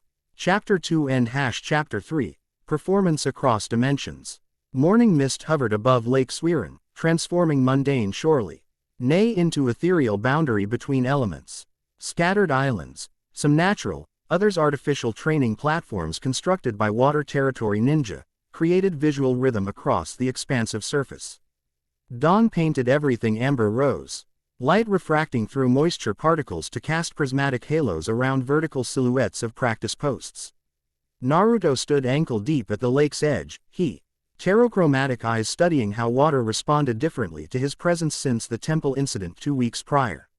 Small ripples emanated outward from where he stood, forming geometric patterns raw there than natural circles, hexagonal arrangements that shouldn't occur in liquid dynamics. The Trinity energy within him interacted with environment in increasingly noticeable ways, physical reality recognizing something beyond ordinary human chakra. Water remembers, observed Kaguya from nearby shore. Her otherworldly form, still slightly translucent at edges, remained contained within specialized barrier jutsu that accompanied her everywhere outside secure quarters. The barrier allowed movement and communication while preventing unrestricted access to her considerable powers. It retains impressions longer than other elements, recognizing patterns across dimensional boundaries. Naruto nodded, watching as droplets rose against gravity to hover momentarily before his face, forming briefly into glittering symbols matching the seal-like markings on his skin before dissolving back into lake. It's responding to the creation aspect specifically. Arceus shaped primordial waters first when forming dimensions. The casual reference to cosmic creation knowledge highlighted changes in Naruto since the temple expedition. Information transferred from Aurelia and Kaguya integrated with his consciousness. Accessible without effort when relevant. He retained his fundamental personality, still capable of childlike enthusiasm and warmth, but increasing cosmic awareness manifested in moments of profound insight beyond his physical 11 years. Kaguya observed these manifestations with analytical interest, this fragment of her consciousness preserved from before corruption valuing potential evolution over domination. Your integration progresses faster than anticipated. The Trinity energies harmonize rather than compete for dominance. Vessels transform what flows through them, Naruto replied, echoing Hikari's wisdom while forming simple hand seals. Water rose in controlled column before him, shape-shifting through progressively complex configurations. But reciprocally, energy transform vessels through continued interaction. Their philosophical discussion paused as Hikari approached a long shoreline path, her ceremonial silver robes incongruous against informal training environment. Since the temple incident, the Shinamura priestess had adapted her traditional attire with practical modifications, silk panels replaced by reinforced fabric, ceremonial embroidery incorporating functional sealing patterns. Flowing sleeves redesigned for unimpeded movement. The Water Territory Governor will receive us in approximately 40 minutes, she informed them, silver eyes assessing Naruto's condition with professional detachment that barely masked genuine concern. The diplomatic party from Konoha arrived ahead of schedule. Lady Kushina requests your presence for preliminary briefing. Naruto released his water manipulation technique, the liquid returning to lake with barely perceptible splash. Moisture evaporated instantly from his clothing as he stepped back onto shore. Another unconscious manifestation of enhanced control. Any updates on the dimensional instabilities?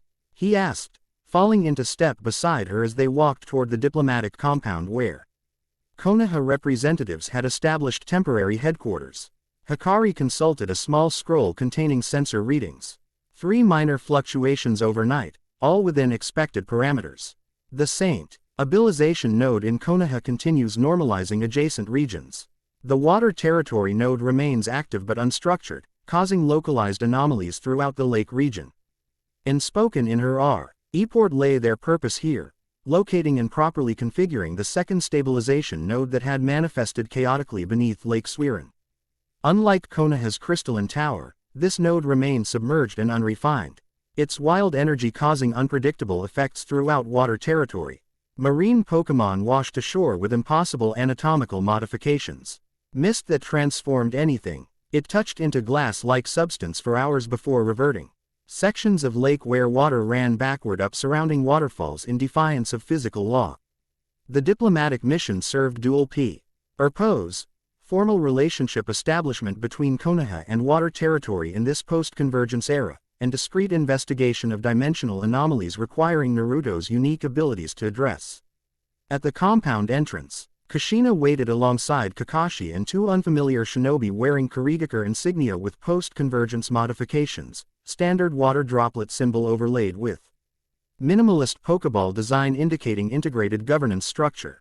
Right on time, Kushina greeted, maternal assessment scanning Naruto for signs of fatigue or strain before professional composure reasserted itself.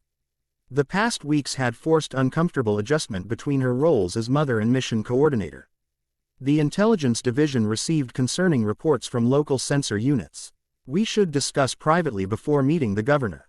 Inside designated meeting room, walls inscribed with privacy seals and anti-surveillance measures, Konoha's delegation gathered around tea. Opographical display showing Lake Suiren and surrounding regions.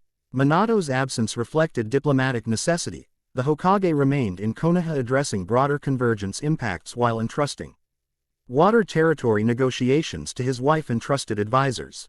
3 fishing vessels disappeared overnight, Kakashi reported without preamble, indicating locations on the 3-dimensional map. No distress signals, no debris. Simply gone. Additionally, 7 water territory citizens reported experiencing time slips, finding themselves reliving the same 10 minutes repeatedly before suddenly resuming normal temporal progression. Dimensional thinning. Kaguya identified immediately, her barrier jutsu shimmering as she moved closer to examine the map. The stabilization node attempts self-configuration without proper guidance, causing localized reality fluctuations. One of the Kurigakure shinobi, a stern-faced woman with elaborate blue-green hair styled to resemble flowing water, Riga. RDED Kaguya with poorly concealed suspicion. Forgive my directness, but we remain uncomfortable with her involvement in sensitive matters. Historical records suggest Kaguya Otsutsuki represents existential threat rather than valuable ally. Your discomfort is understandable, Commander Terumi, Kushina acknowledged diplomatically. However, this specific fragment of Kaguya's consciousness predates the historical events in question, and her expertise regarding dimensional mechanics proves invaluable in current circumstances. Commander Terumi's expression remained skeptical, but she offered stiff nod of provisional acceptance. Water territory governance respects Konoha's assessment while maintaining appropriate caution. My daughter Mizuki has been assigned as your local liaison, she understands both traditional shinobi protocols and the Pokémon training methodologies that have integrated with our forces post-convergence. The second Kurigakure representative stepped forward, younger woman perhaps 17 or 18. With similar blue-green hair though styled in more practical shoulder-length configuration. Her uniform incorporated elements from both ninja attire and what appeared to be specialized swimming gear, with various Pokeballs attached to utilitarian belt alongside traditional kunai holster. Mizuki Terumi, she introduced herself with formal bow that somehow conveyed confident authority rather than deference. Half water territory ninja, half Cerulean City gym trainer's daughter. I've studied the reports from Konoha regarding the stabilization node there and the Trinity energy phenomenon. Her sea-green eyes assessed each person methodically before settling on Naruto with particular interest. I've prepared underwater reconnaissance equipment modified to withstand dimensional fluctuations based on specifications provided. Naruto returned her analytical gaze evenly, his heterochromatic eyes reflecting maturity beyond his physical age. The past HS had necessitated rapid adaptation to being studied, evaluated, and occasionally feared by adults who recognized the cosmic forces he embodied. The equipment will help, but direct interaction remains necessary. The node responds specifically to Trinity resonance. So I understand, Mizuki replied neutrally.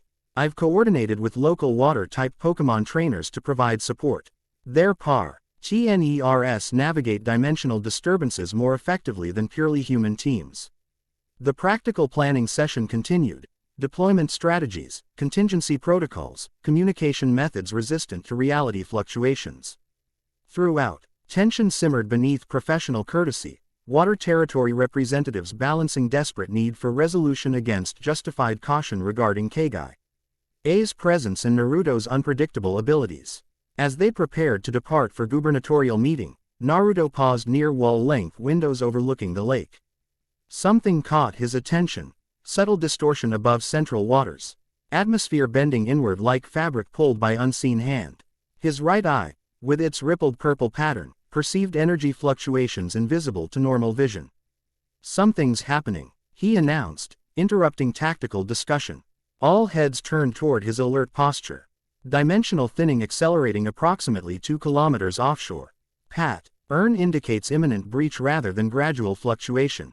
Kakashi moved immediately to window, uncovering his Sharingan to verify Naruto's assessment.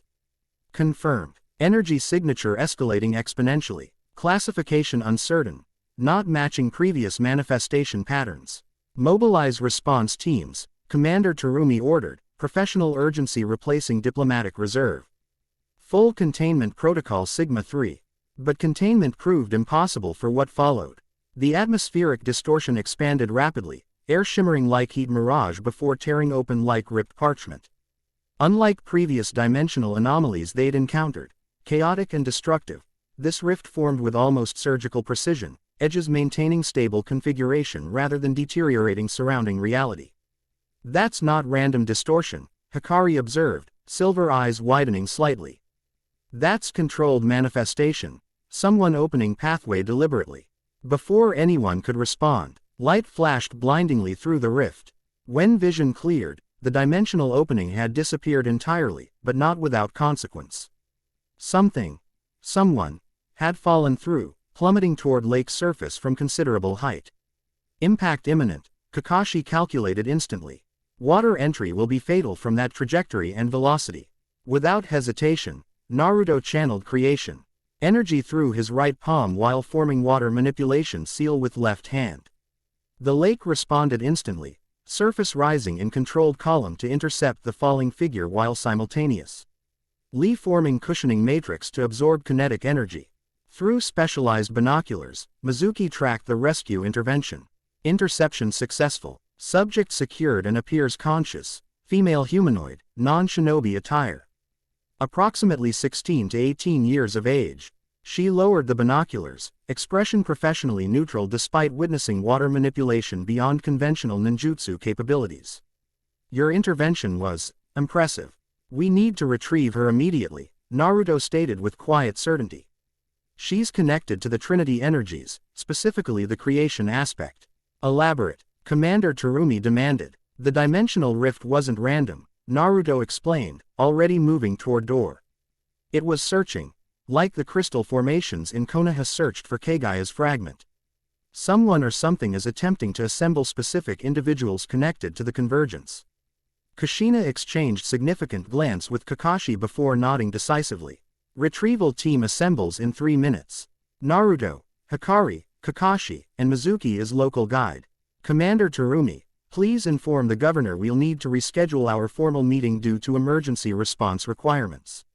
Preparations proceeded with practiced efficiency, specialized equipment distributed, communication protocols established, contingency plans confirmed.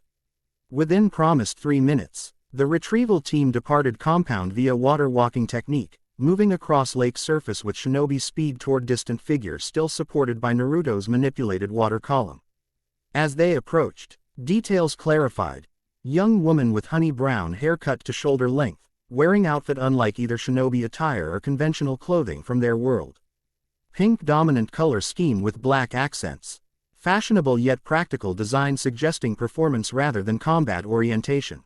She appeared conscious but disoriented, sitting atop water platform Naruto maintai. Ned through continued chakra application. When they drew within communication distance, her confusion became verbally evident. Where am I? What happened to the showcase stage?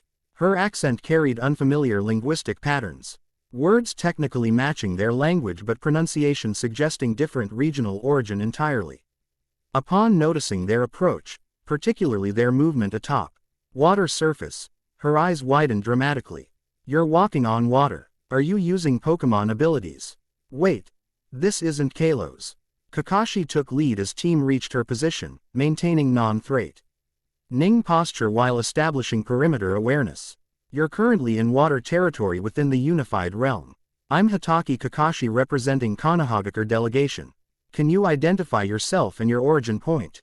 The young woman blinked in continued disorientation, processing his formal introduction while visually cataloging their unusual appearances, particularly Naruto's heterochromatic eyes and Hikari's ceremonial attire. I'm Serena Yvonne from Vanaville Town in the Kalos region. I was competing in Master Class Showcase when something strange happened with the stage lights. Our voice trailed off as fuller awareness of her situation dawned. This isn't just another region, is it? Everything feels different. You've traveled across dimensional boundaries, Hikari explained, her silver eyes studying the newcomer with professional interest. A convergence between worlds has been underway for some time. Your arrival appears connected to this process. Serena's expression cycled rapidly through confusion. disbelief, and beginning comprehension. With surprising adaptability, she focused on immediate practical concerns rather than existential implications. My Pokémon, are they with me? I had 5 partners during the performance. Naruto, maintaining the water platform beneath her, reached into dimensional pocket space that had manifested naturally alongside his expanding abilities.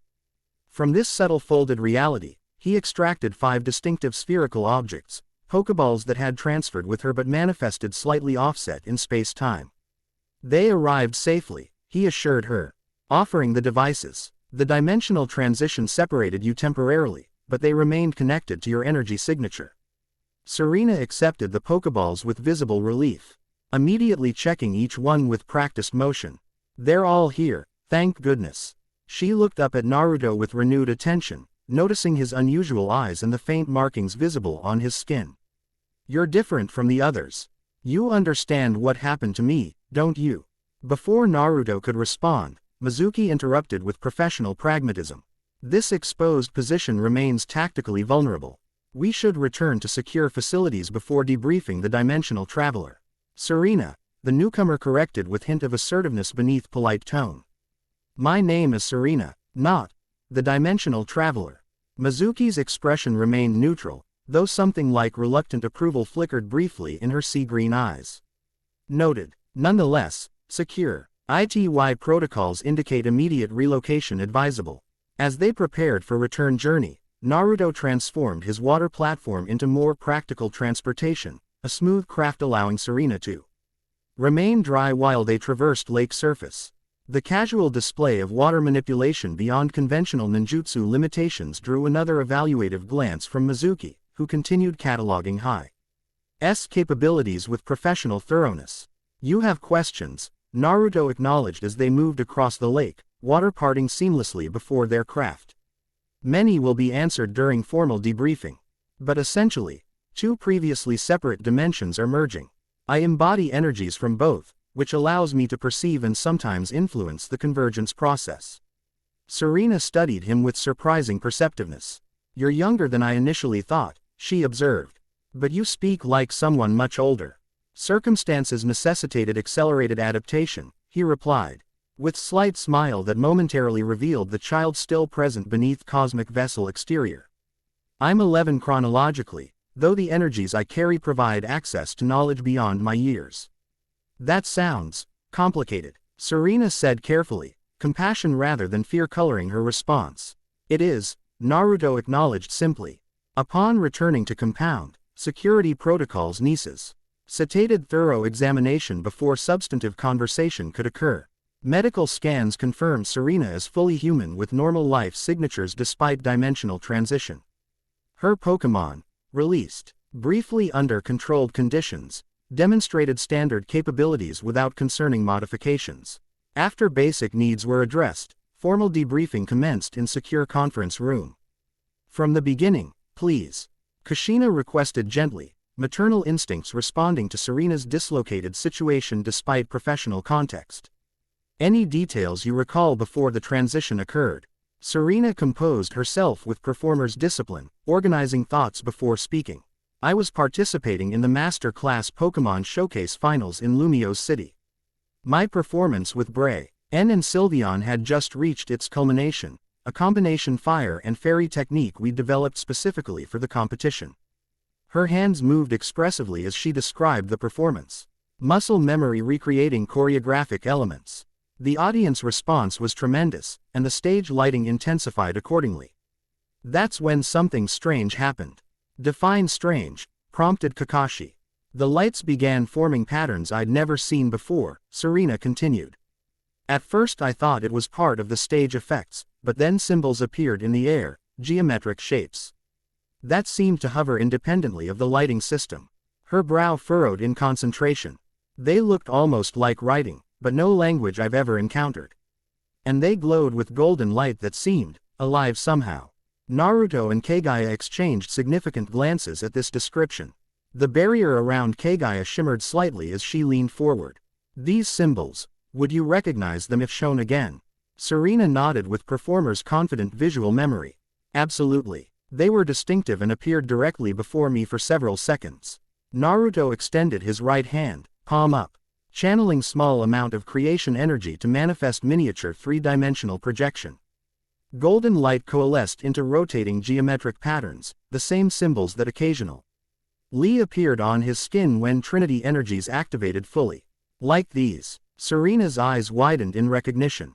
Yes, exactly like that. They appeared just before everything around me seemed to fold inward. She gestured expansively. Next thing I knew, I was falling toward the lake.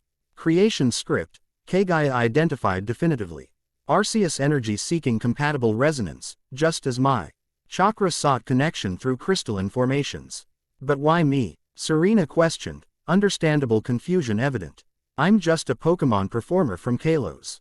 I don't have any special powers or cosmic connections.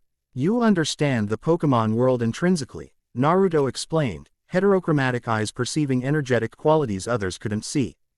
You represent pure connection to one side of the convergence equation.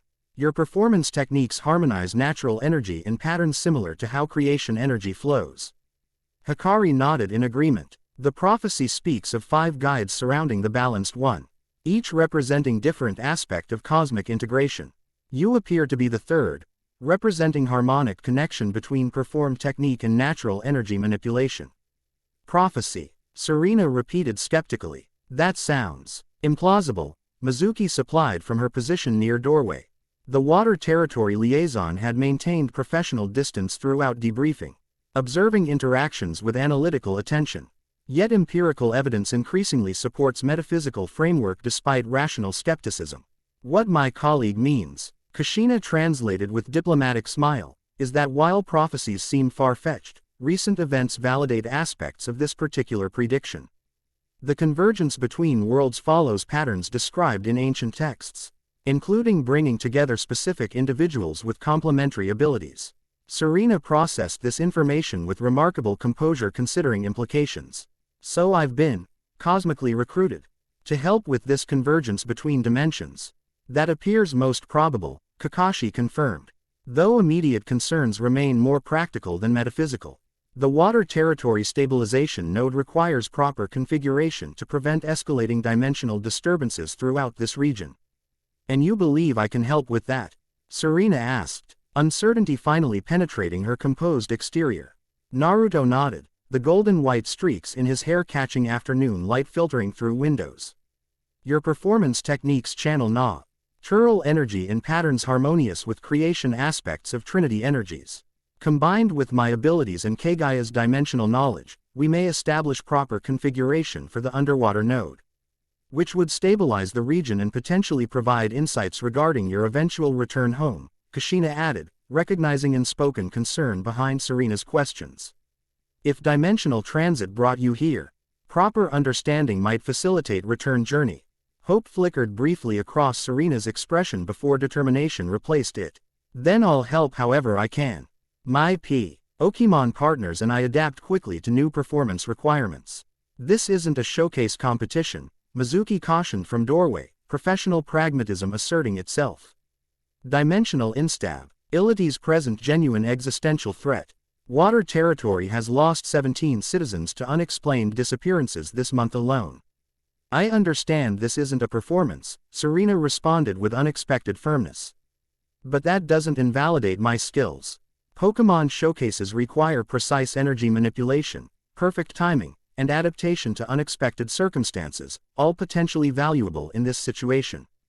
Tension briefly charged the atmosphere before Kushina intervened with practiced diplomatic skill. Both perspectives have merit. Mizuki's caution reflects appropriate risk assessment, while Serena's confidence in transferable skills shows promising adaptability. Complementary approaches rather than competing one's benefit our mission. Both young women nodded reluctant acknowledgement of this wisdom.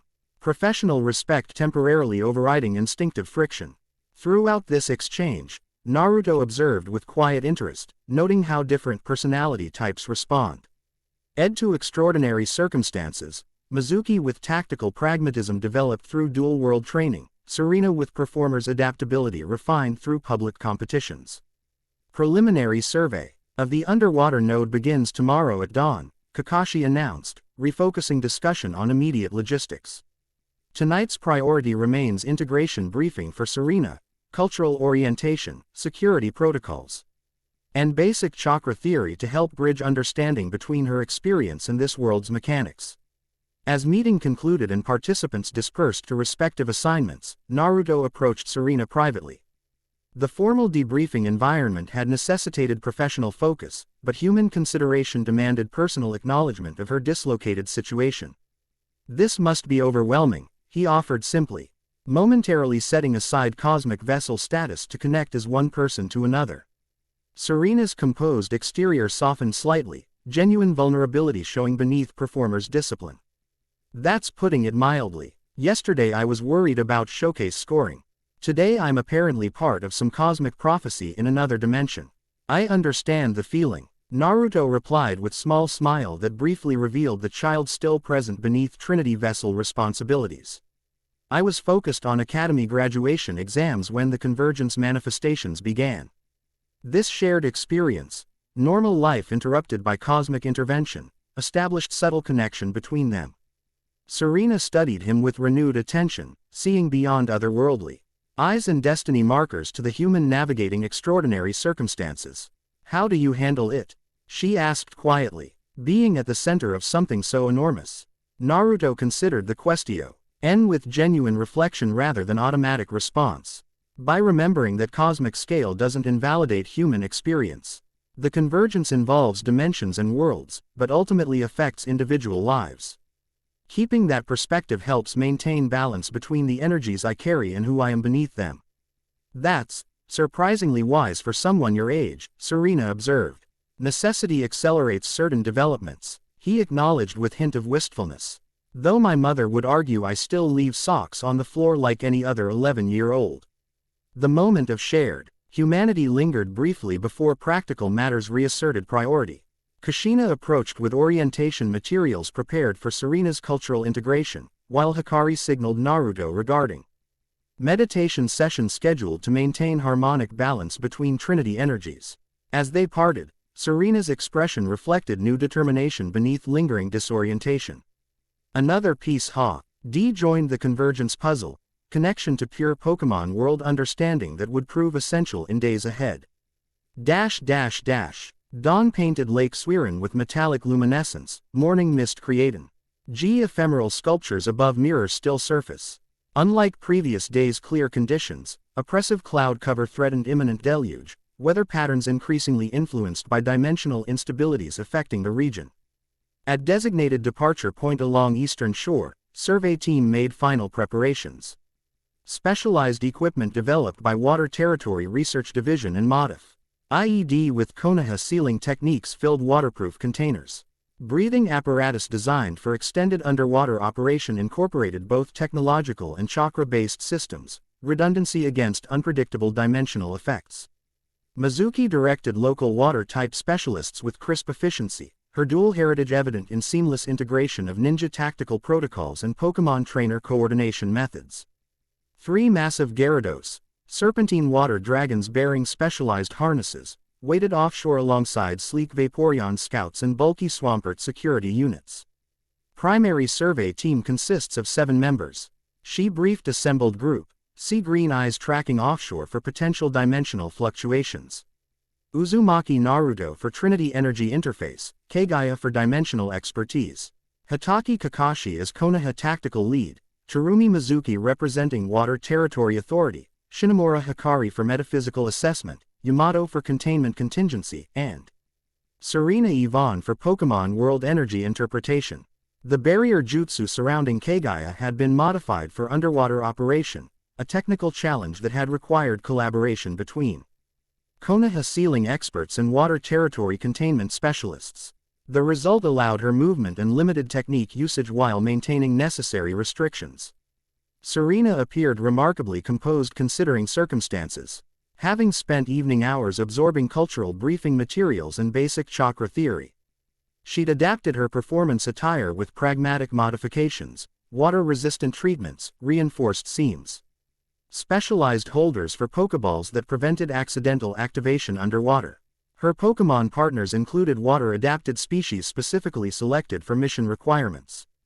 Dimensional fluctuation patterns indicate 6-hour stability window before next major distortion cycle, Kakashi noted, checking specialized chronometer. Objective remains observation and assessment.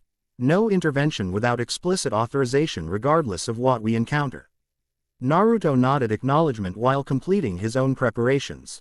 The Trinity energies within H.I.M. had reached new equilibrium following Serena's arrival, creation aspect strengthening through resonant connection just as Chakra aspect had stabilized after Kaguya's manifestation. The seal-like markings across his skin glowed with subtle luminescence, responding to proximity to underwater node.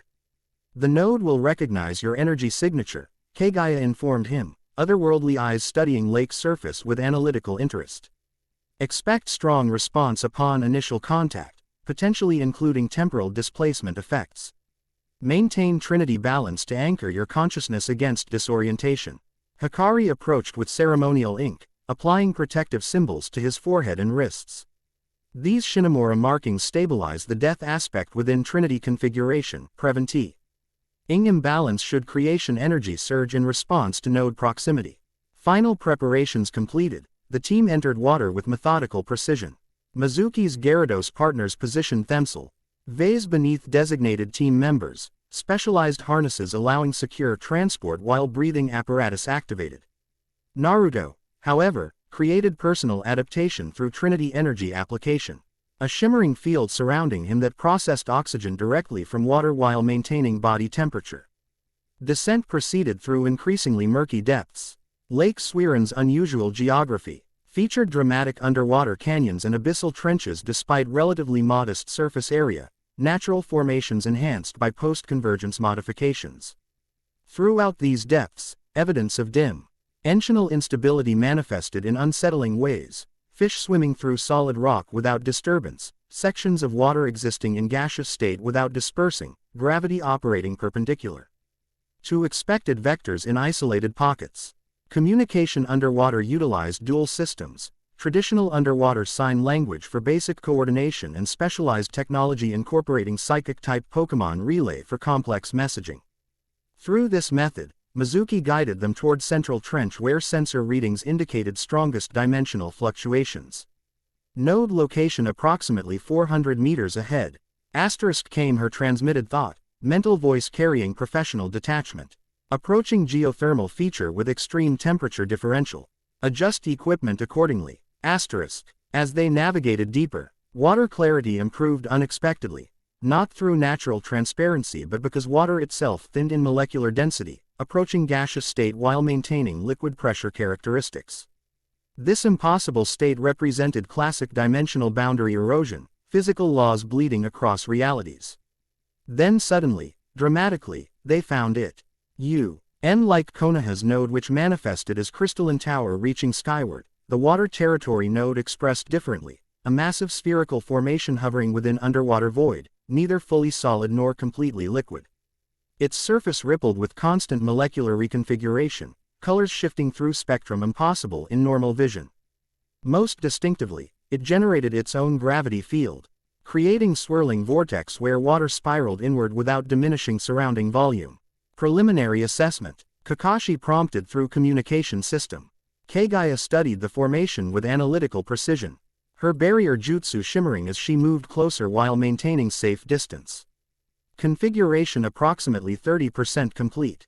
Current manifestation priority. Ease energy collection over structural stability. Without proper guidance, it will continue drawing dimensional energy chaotically, causing escalating disturbances throughout region. Like the cry, Stalin formation in Konoha before you stabilized it, Naruto observed, his heterochromatic eyes perceiving energy patterns beyond visible spectrum. The creation aspect of his trinity responded strongly to the node's presence. Golden energy flowing visibly through his seal markings. Similar principle, different elemental expression, Kaguya confirmed. Water territory naturally manifests FLUID dynamics rather than crystalline architecture. Mizuki signaled survey team to maintain position while she directed Vaporeon scouts to establish perimeter monitoring. The sleek aquatic Pokémon moved with liquid grace, positioning themselves at cardinal points around the dimensional node. Serena, experiencing her first direct encounter with convergence manifestation, displayed remarkable composure despite obvious wonder. Her training as performer had developed acute observational skills that transferred effectively to this extraordinary context. The energy patterns resemble combination techniques. Asterisk she noted through communication system. Like when water and psychic Pokémon coordinate attacks, creating hybrid energy signatures. Asterisk. Precisely. Asterisk Naruto confirmed, appreciating her intuitive understanding.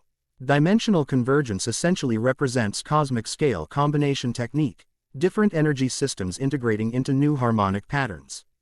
Asterisk. Their observation continued methodically.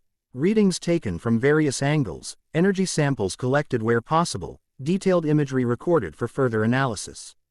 Throughout this process, the node remained relatively stable, though periodic pulses sent rippling distortions through surrounding water, temporarily altering physical laws within affected radius. After approximately 40 minutes of data collection, Hikari detected concerning change. Energy accumulation accelerating beyond baseline. The node responds to our presence, specifically to Trinity resonance.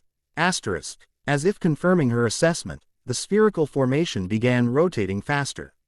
Its surface patterns reorganizing into configurations matching the seal-like markings visible on Naruto's skin.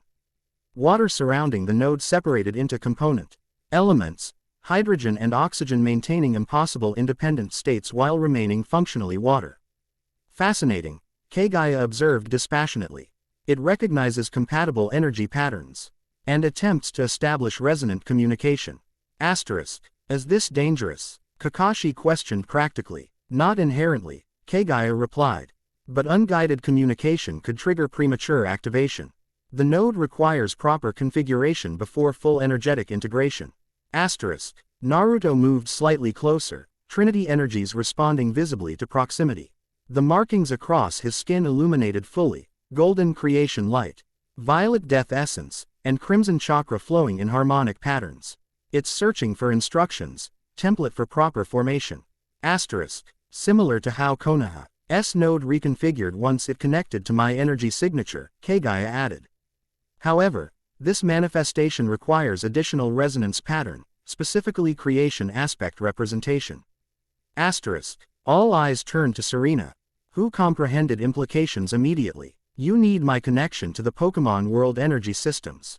Asterisk. Precisely. Asterisk Naruto confirmed. The water node requires balanced input from both dimensions to achieve stable configuration. Asterisk. Mizuki interjected with professional caution. Protocol indicates observation only during initial survey. Intervention requires full authorization from both Konoha and water territory governance. Asterisk. Her procedural reminder carried legitimate weight. Dimensional manipulation without proper oversight risked unpredictable consequences.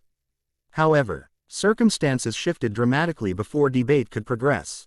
The node's rotation accelerated suddenly, energy pulses intensifying in frequency and magnitude.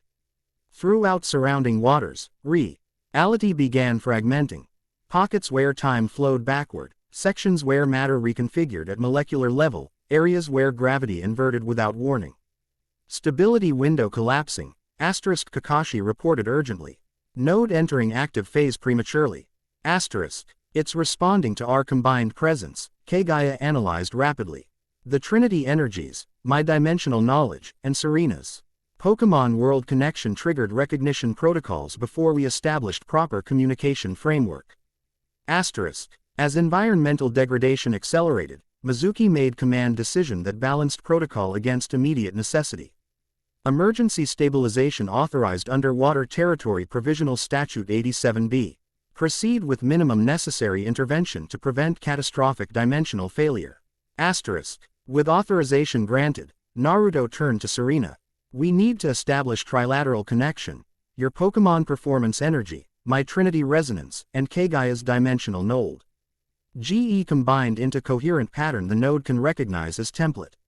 Asterisk. How exactly do we do that? Serena questioned practically. Your performance techniques channel natural energy through choreographed patterns, asterisk Naruto explained. Concept forming as he spoke. If you direct that energy through motion while I provide Trinity resonance and Kaguya supplies dimensional framework, we create Complete instruction set for proper node configuration. Asterisk. Despite limited preparation, Serena adapted with performer's instinctive understanding. Like creating a new showcase routine with different energy parameters. Asterisk. She reached for specific Pokeball, releasing elegant Vulpine creature with pale blue coloration. Glaceon specializes in precise energy manifestation through movement patterns. Asterisk. Hikari moved into supporting position, silver ceremonial robes flowing unnaturally in underwater environment. All establish stabilization barrier to contain potential feedback. Yamato, please PR. Ipare would release containment as secondary measure. Asterisk. With roles established, they positioned themselves in triangular formation around the increasingly unstable node. Kakashi and Mizuki coordinated perimeter security, ensuring no external factors could interrupt the delicate procedure while remaining prepared for emergency extraction if necessary. Begin with simple harmonic pattern, asterisk. Naruto instructed as Trinity energies flowed visibly through his seal markings. Like creating ripples in still water, concentric circles expanding outward. Asterisk. Serena nodded, professional performers dissip. Line evident as she and Glaceon began synchronized movement sequence. Despite underwater environment that should have restricted motion, they flowed with liquid grace, the Pokemon's natural affinity foe. Our water-adjacent ice energy creating path of least resistance through surrounding medium. Where they moved, energy followed invisible patterns, pale blue light tracing geometric configurations that interacted with Naruto's Trinity resonance. The node responds, Kaguya observed, her barrier jutsu shimmering as she channeled specific dimensional knowledge through carefully controlled technique. Rotation stabilizing, surface reconfiguration following template parameters. Asterisk. Indeed, the chaotic spherical formation had begun shifting, its previously random surface patterns reorganizing into coherent geometric configurations. The swirling vortex surrounding it gained structure, water flowing in predictable patterns rather than chaotic turbulence. Most significantly, dimensional fractures Rohout surrounding environment began healing, reality reasserting proper physical laws as the node's disruptive emissions stabilized. Extraordinary, asterisk. Hikari commented, silver eyes tracking energy flows invisible to others. The Trinity resonance provides basic structure, Kaguya's knowledge supplies architectural framework, and Serena's performance techniques contribute activation sequences. Perfect complementary functions. Asterisk. The stabilization process continued with increasing coherence, Serena and Glaceon moving through progressively complex patterns while Naruto channeled Trinity energy in corresponding configurations. Kaguya provided critical adjustments when necessary, her dimensional expertise ensuring proper integration between disparate elements. Throughout, Hikari maintained protective barrier while Yamato prepared contingency containment structures. After approximately 17 minutes of sustained effort, transformation completed dramatically. The previously chaotic spherical mass reconfigured into architectural marvel, concentric rings rotating around central core, forming structure resembling ceremonial well or vertical whirlpool frozen in perfect equilibrium. Flowed through designed channels rather than random vortices, creating harmonious patterns that reinforced dimensional stability throughout surrounding region. Configuration complete, Kaguya announced with rare satisfaction coloring her normally dispassionate tone. Node functionality optimal within parameters. Dimensional stability should extend approximately 80 km in all directions, including vertical axis. Asterisk. As stabilization finalized, unexpected secondary effect manifested, communication link establishing between newly configured node and its counterpart in Konoha. Yuto perceived this connection directly through Trinity resonance, experiencing momentary disorientation as his awareness expanded to encompass both locations simultaneously. They're connected, asterisk. He reported as awareness normalized. Not just communicating but actively harmonizing. The stabilization effect strengthens exponentially through network integration. Asterisk. Mizuki, who had maintained professional skepticism throughout mission, studied final configuration with reluctant appreciation. Empirical results support theoretical framework.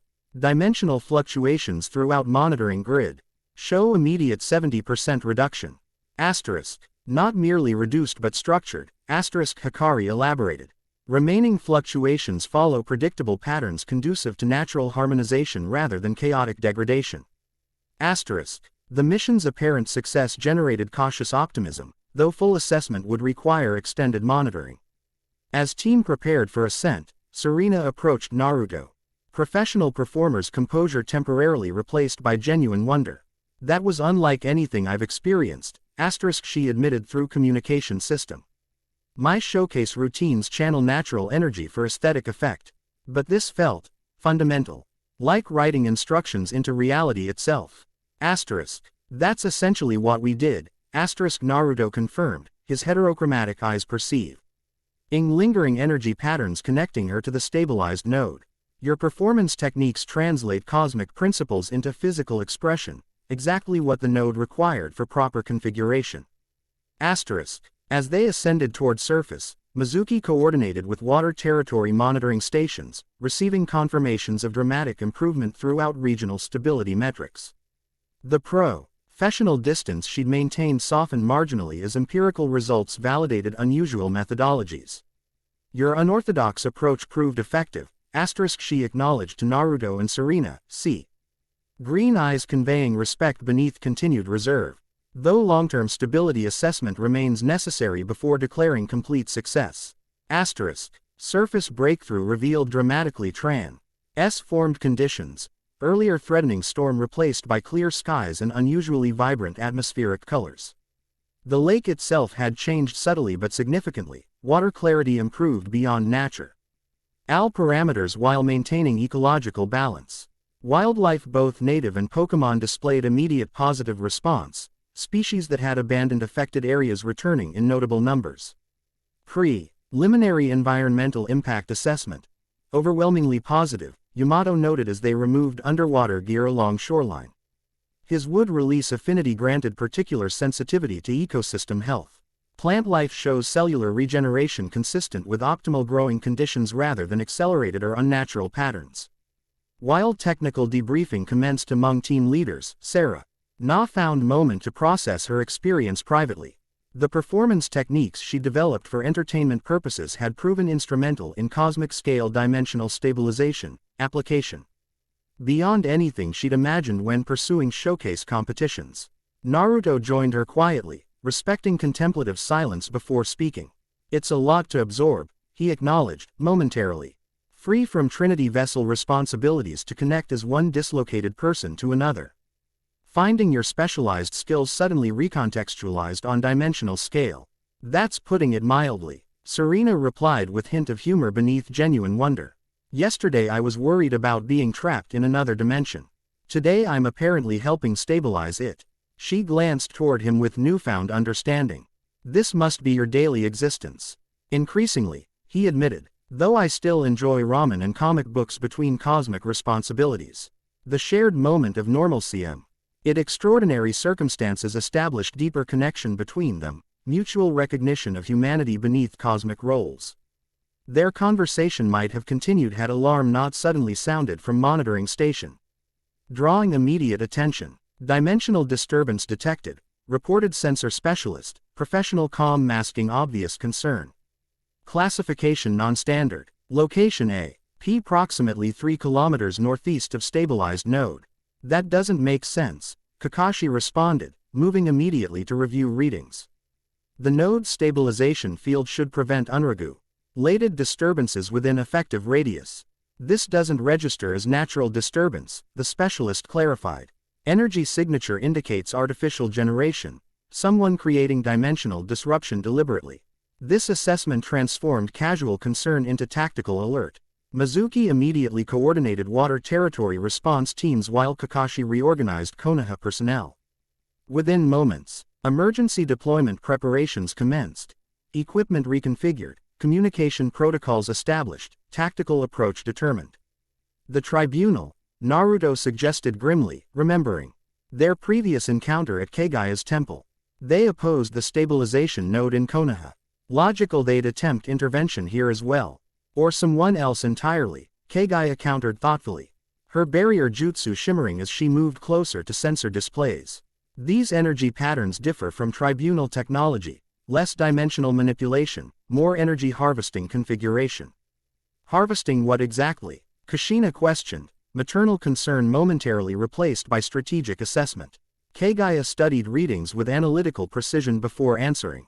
The stabilization OCESS released considerable residual energy throughout lake ecosystem. This disturbance appears designed to collect that energy, particularly from water-aligned entities.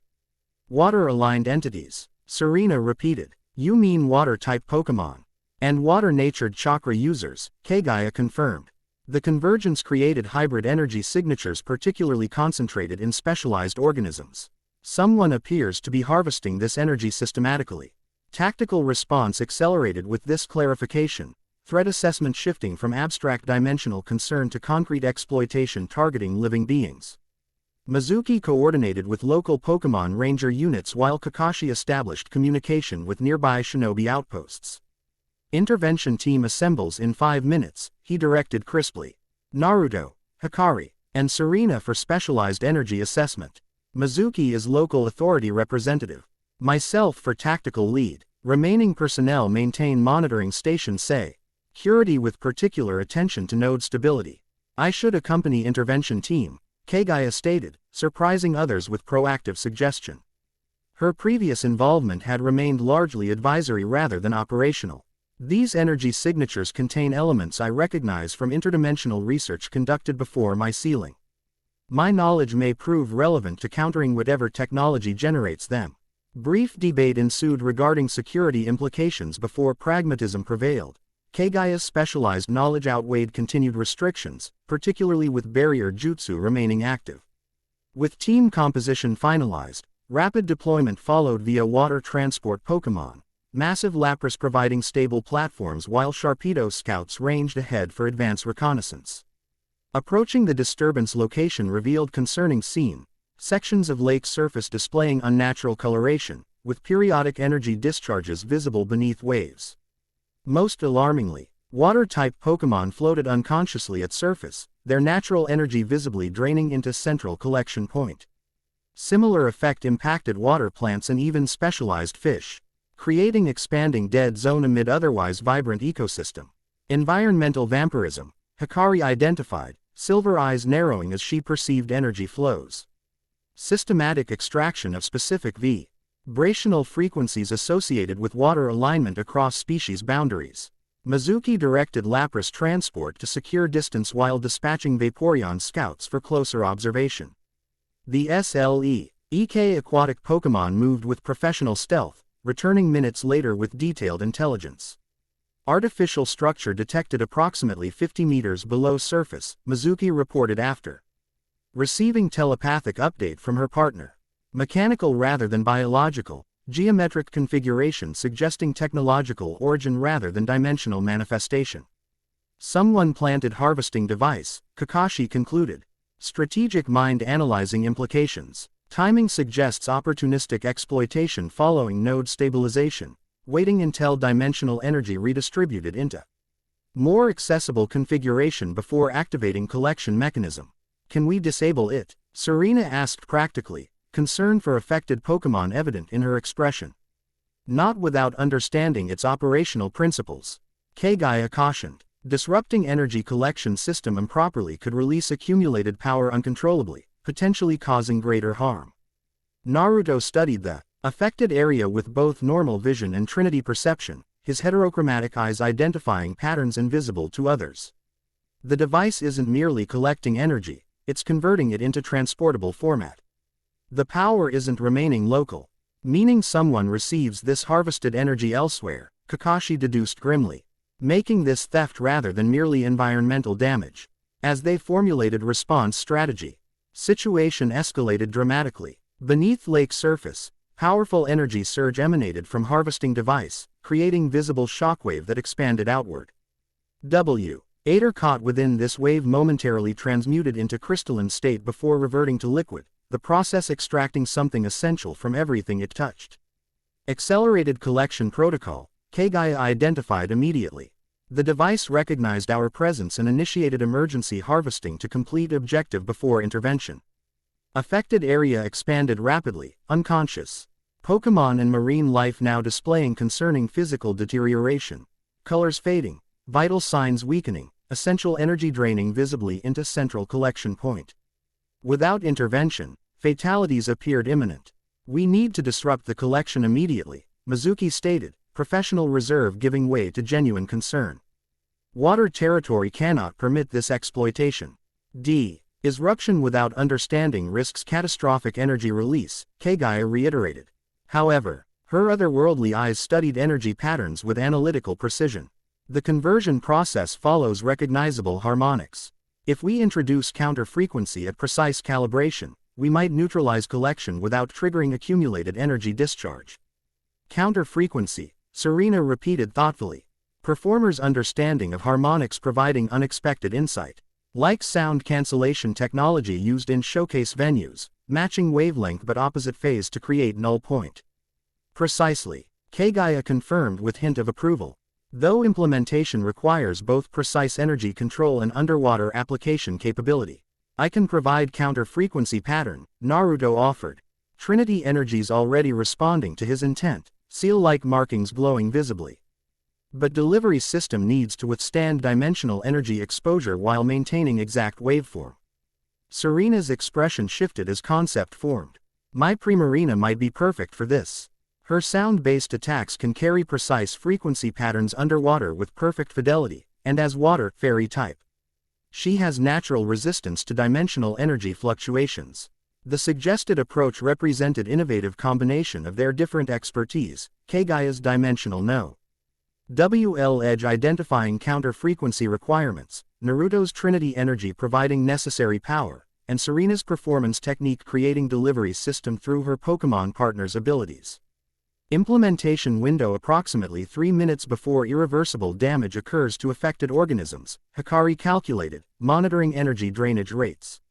Approach requires immediate execution. With lives at stake and options limited, authorization came swiftly. Serena released elegant marine Pokémon resembling fusion between seal and operatic soprano, her Primarina emerging with Grak. EFUL determination despite serious context.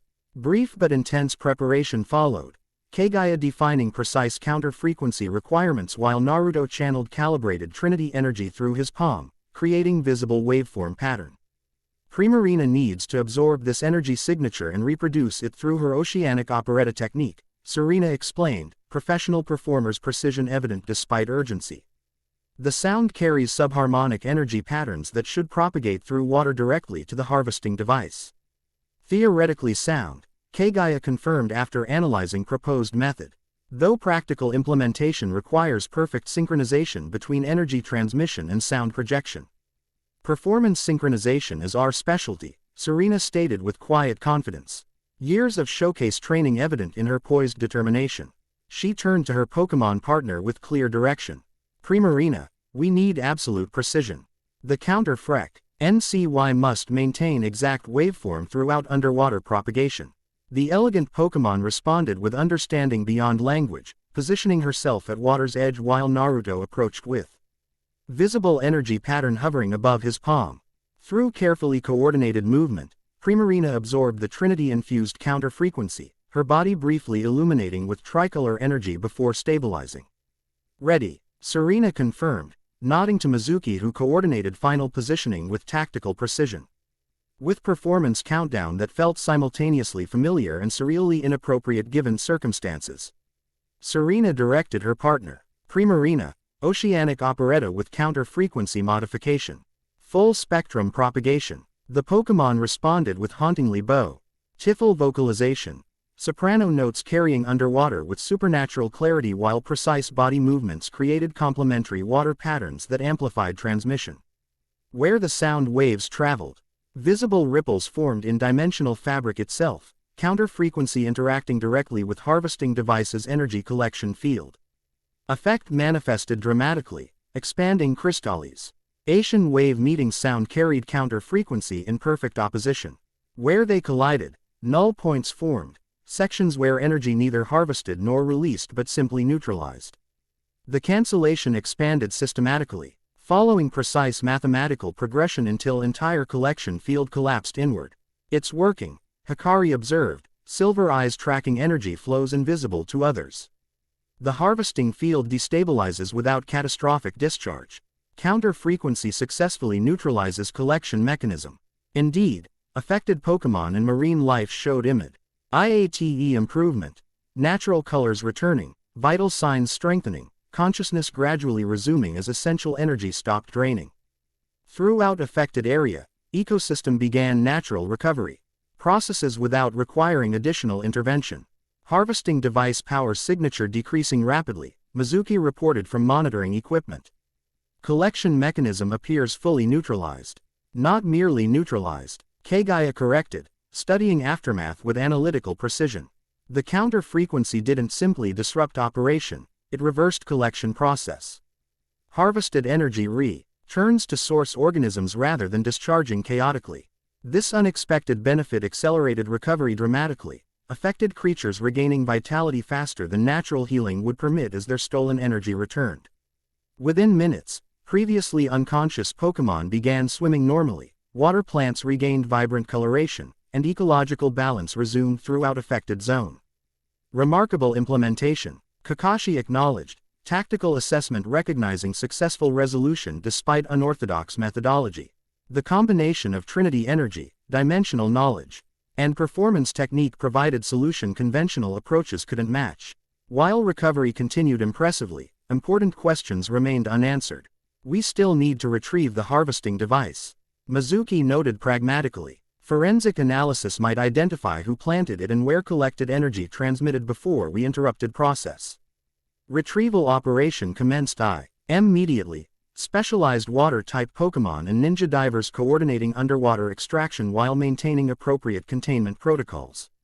The device itself proved more sophisticated than CTED, sleek technological construction with biological components integrated throughout, suggesting hybrid development methodology incorporating knowledge from both convergence worlds. Design incorporates elements from both dimensions. Kaguya observed as recovered device underwent preliminary examination at shoreline. Pokémon World technology providing power regulation systems while Shinobi Ling techniques enable dimensional energy manipulation. Someone with access to expertise from both worlds, Kakashi concluded grimly. Limiting suspect pool but raising concerning implications. RDING organized exploitation of convergence effects. The transmission signature might provide directional data, Hikari suggested, Silver Eyes studying residual energy patterns. The harvested energy traveled specific pathway before collection terminated. Technical analysis continued while recovery operations expanded throughout affected area, ensuring no secondary devices remained undetected. While providing medical attention to creatures requiring additional assistance.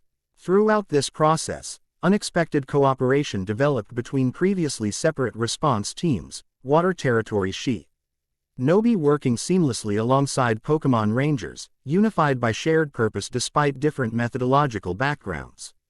Serena, having contributed critical performance technique to resolving crisis, found moment for reflection as operations transitioned to recovery phase.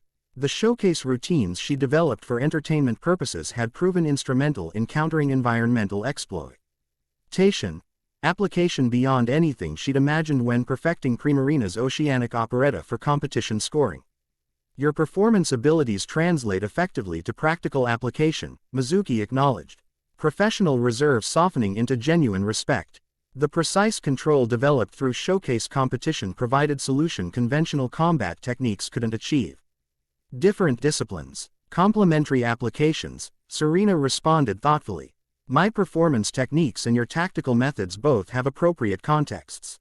This mutual recognition represented microcosm of larger convergence process, different systems finding harmonic integration rather than competitive displacement. Throughout Water Territory, similar cooperation emerged as Dimensio. Null stability improved following node configuration. Ninja villages and Pokémon training centers establishing collaborative programs, hybrid techniques developing that incorporated strengths from both traditions. Analysis of harvested device eventually provided concerning intelligence, transmission signature indicating energy collection for specialized research facility located in neutral territory between major nations.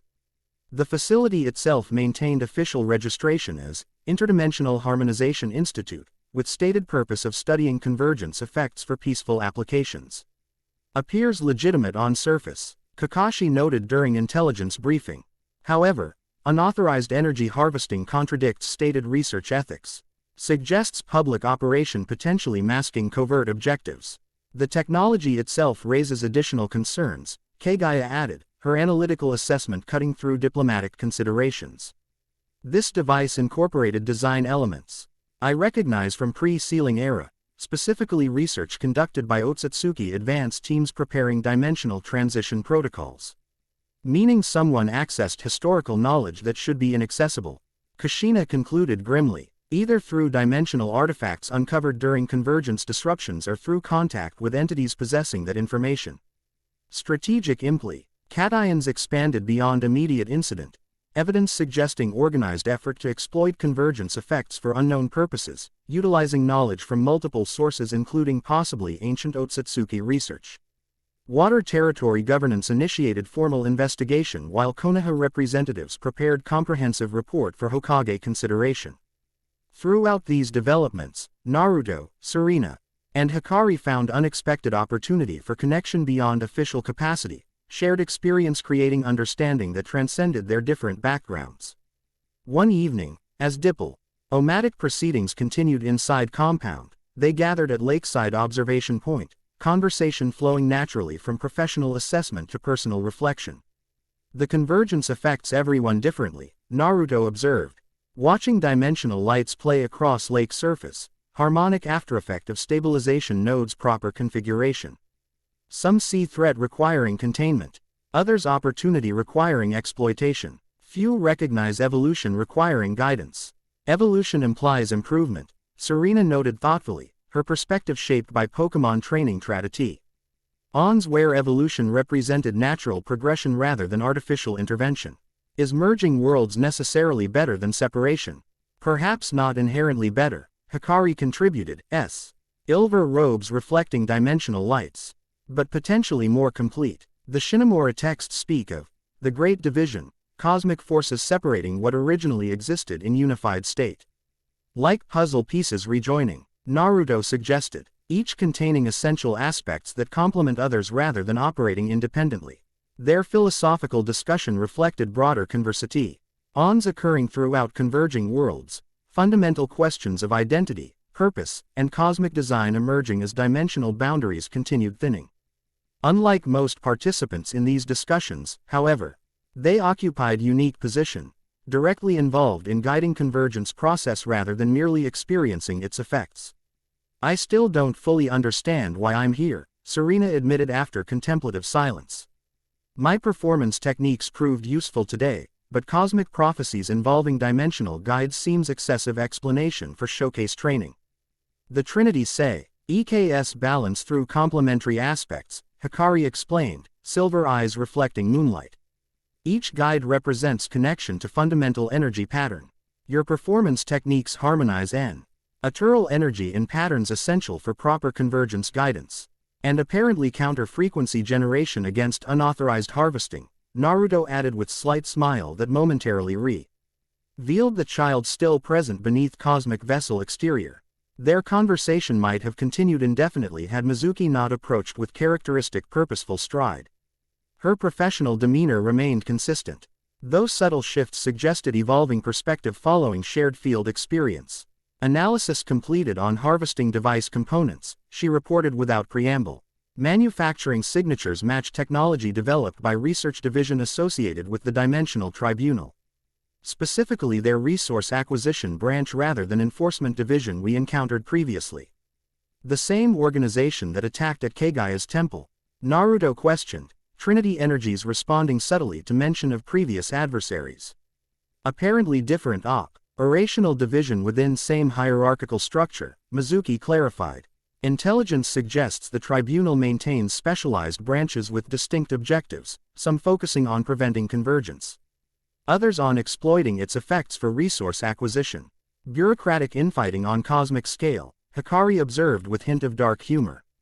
Different departments pursuing contradictory objectives under same organizational banner. This intelligence reshaped strategic considerations significantly, revealing complexity within opposition forces previously considered monolithic. The tribu, Null apparently contained internal divisions with potentially exploitable disagreements regarding appropriate response to dimensional convergence. Konoha requests your return for comprehensive debriefing, Mizuki continued. Addressing Naruto directly, the Hokage believes information gathered here, combined with previous encounters, provides sufficient intelligence for developing coordinated resp. Strategy against tribunal operations. When do we leave? He asked, accepting necessity despite personal preference for completing water territory assessment. Tomorrow morning, she replied. The stabilization node functions optimally, ongoing monitoring continues through established protocols, and diplomatic frameworks have been successfully implemented.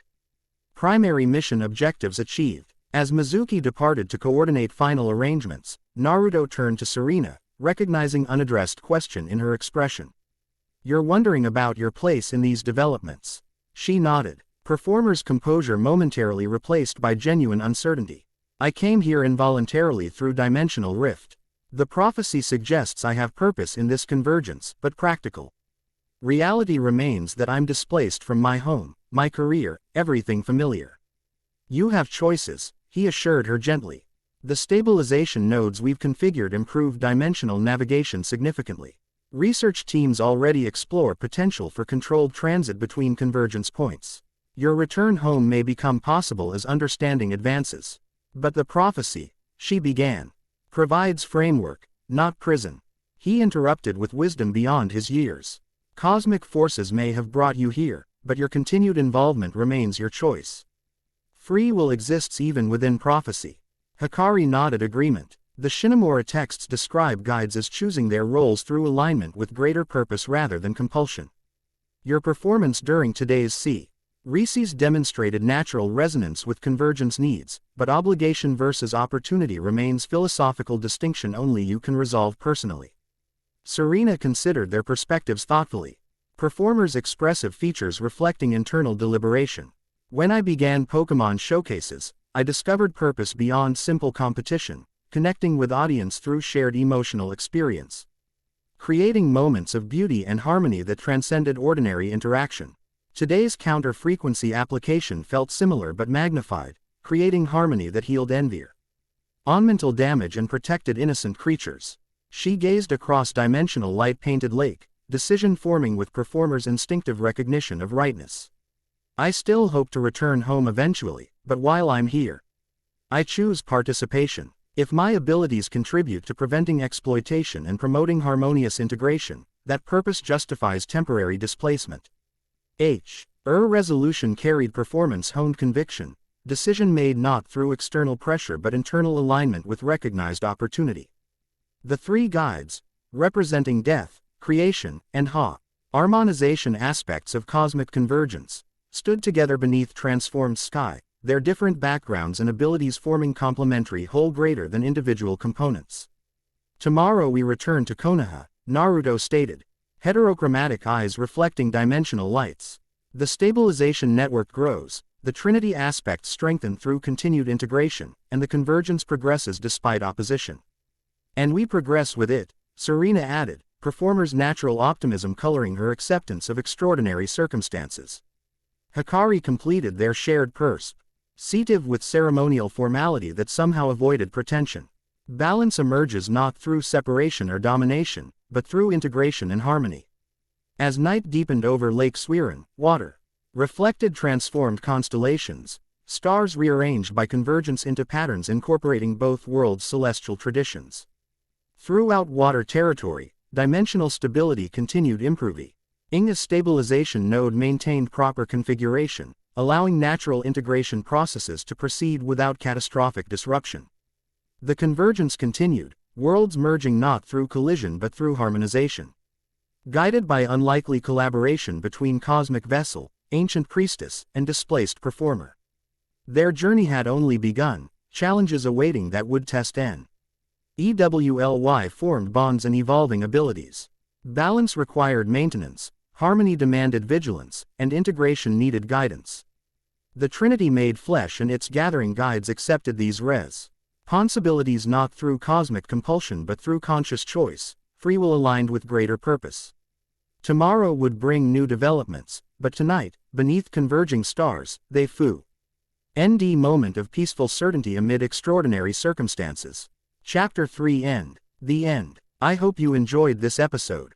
Remember to subscribe and like this video. See you in the next video.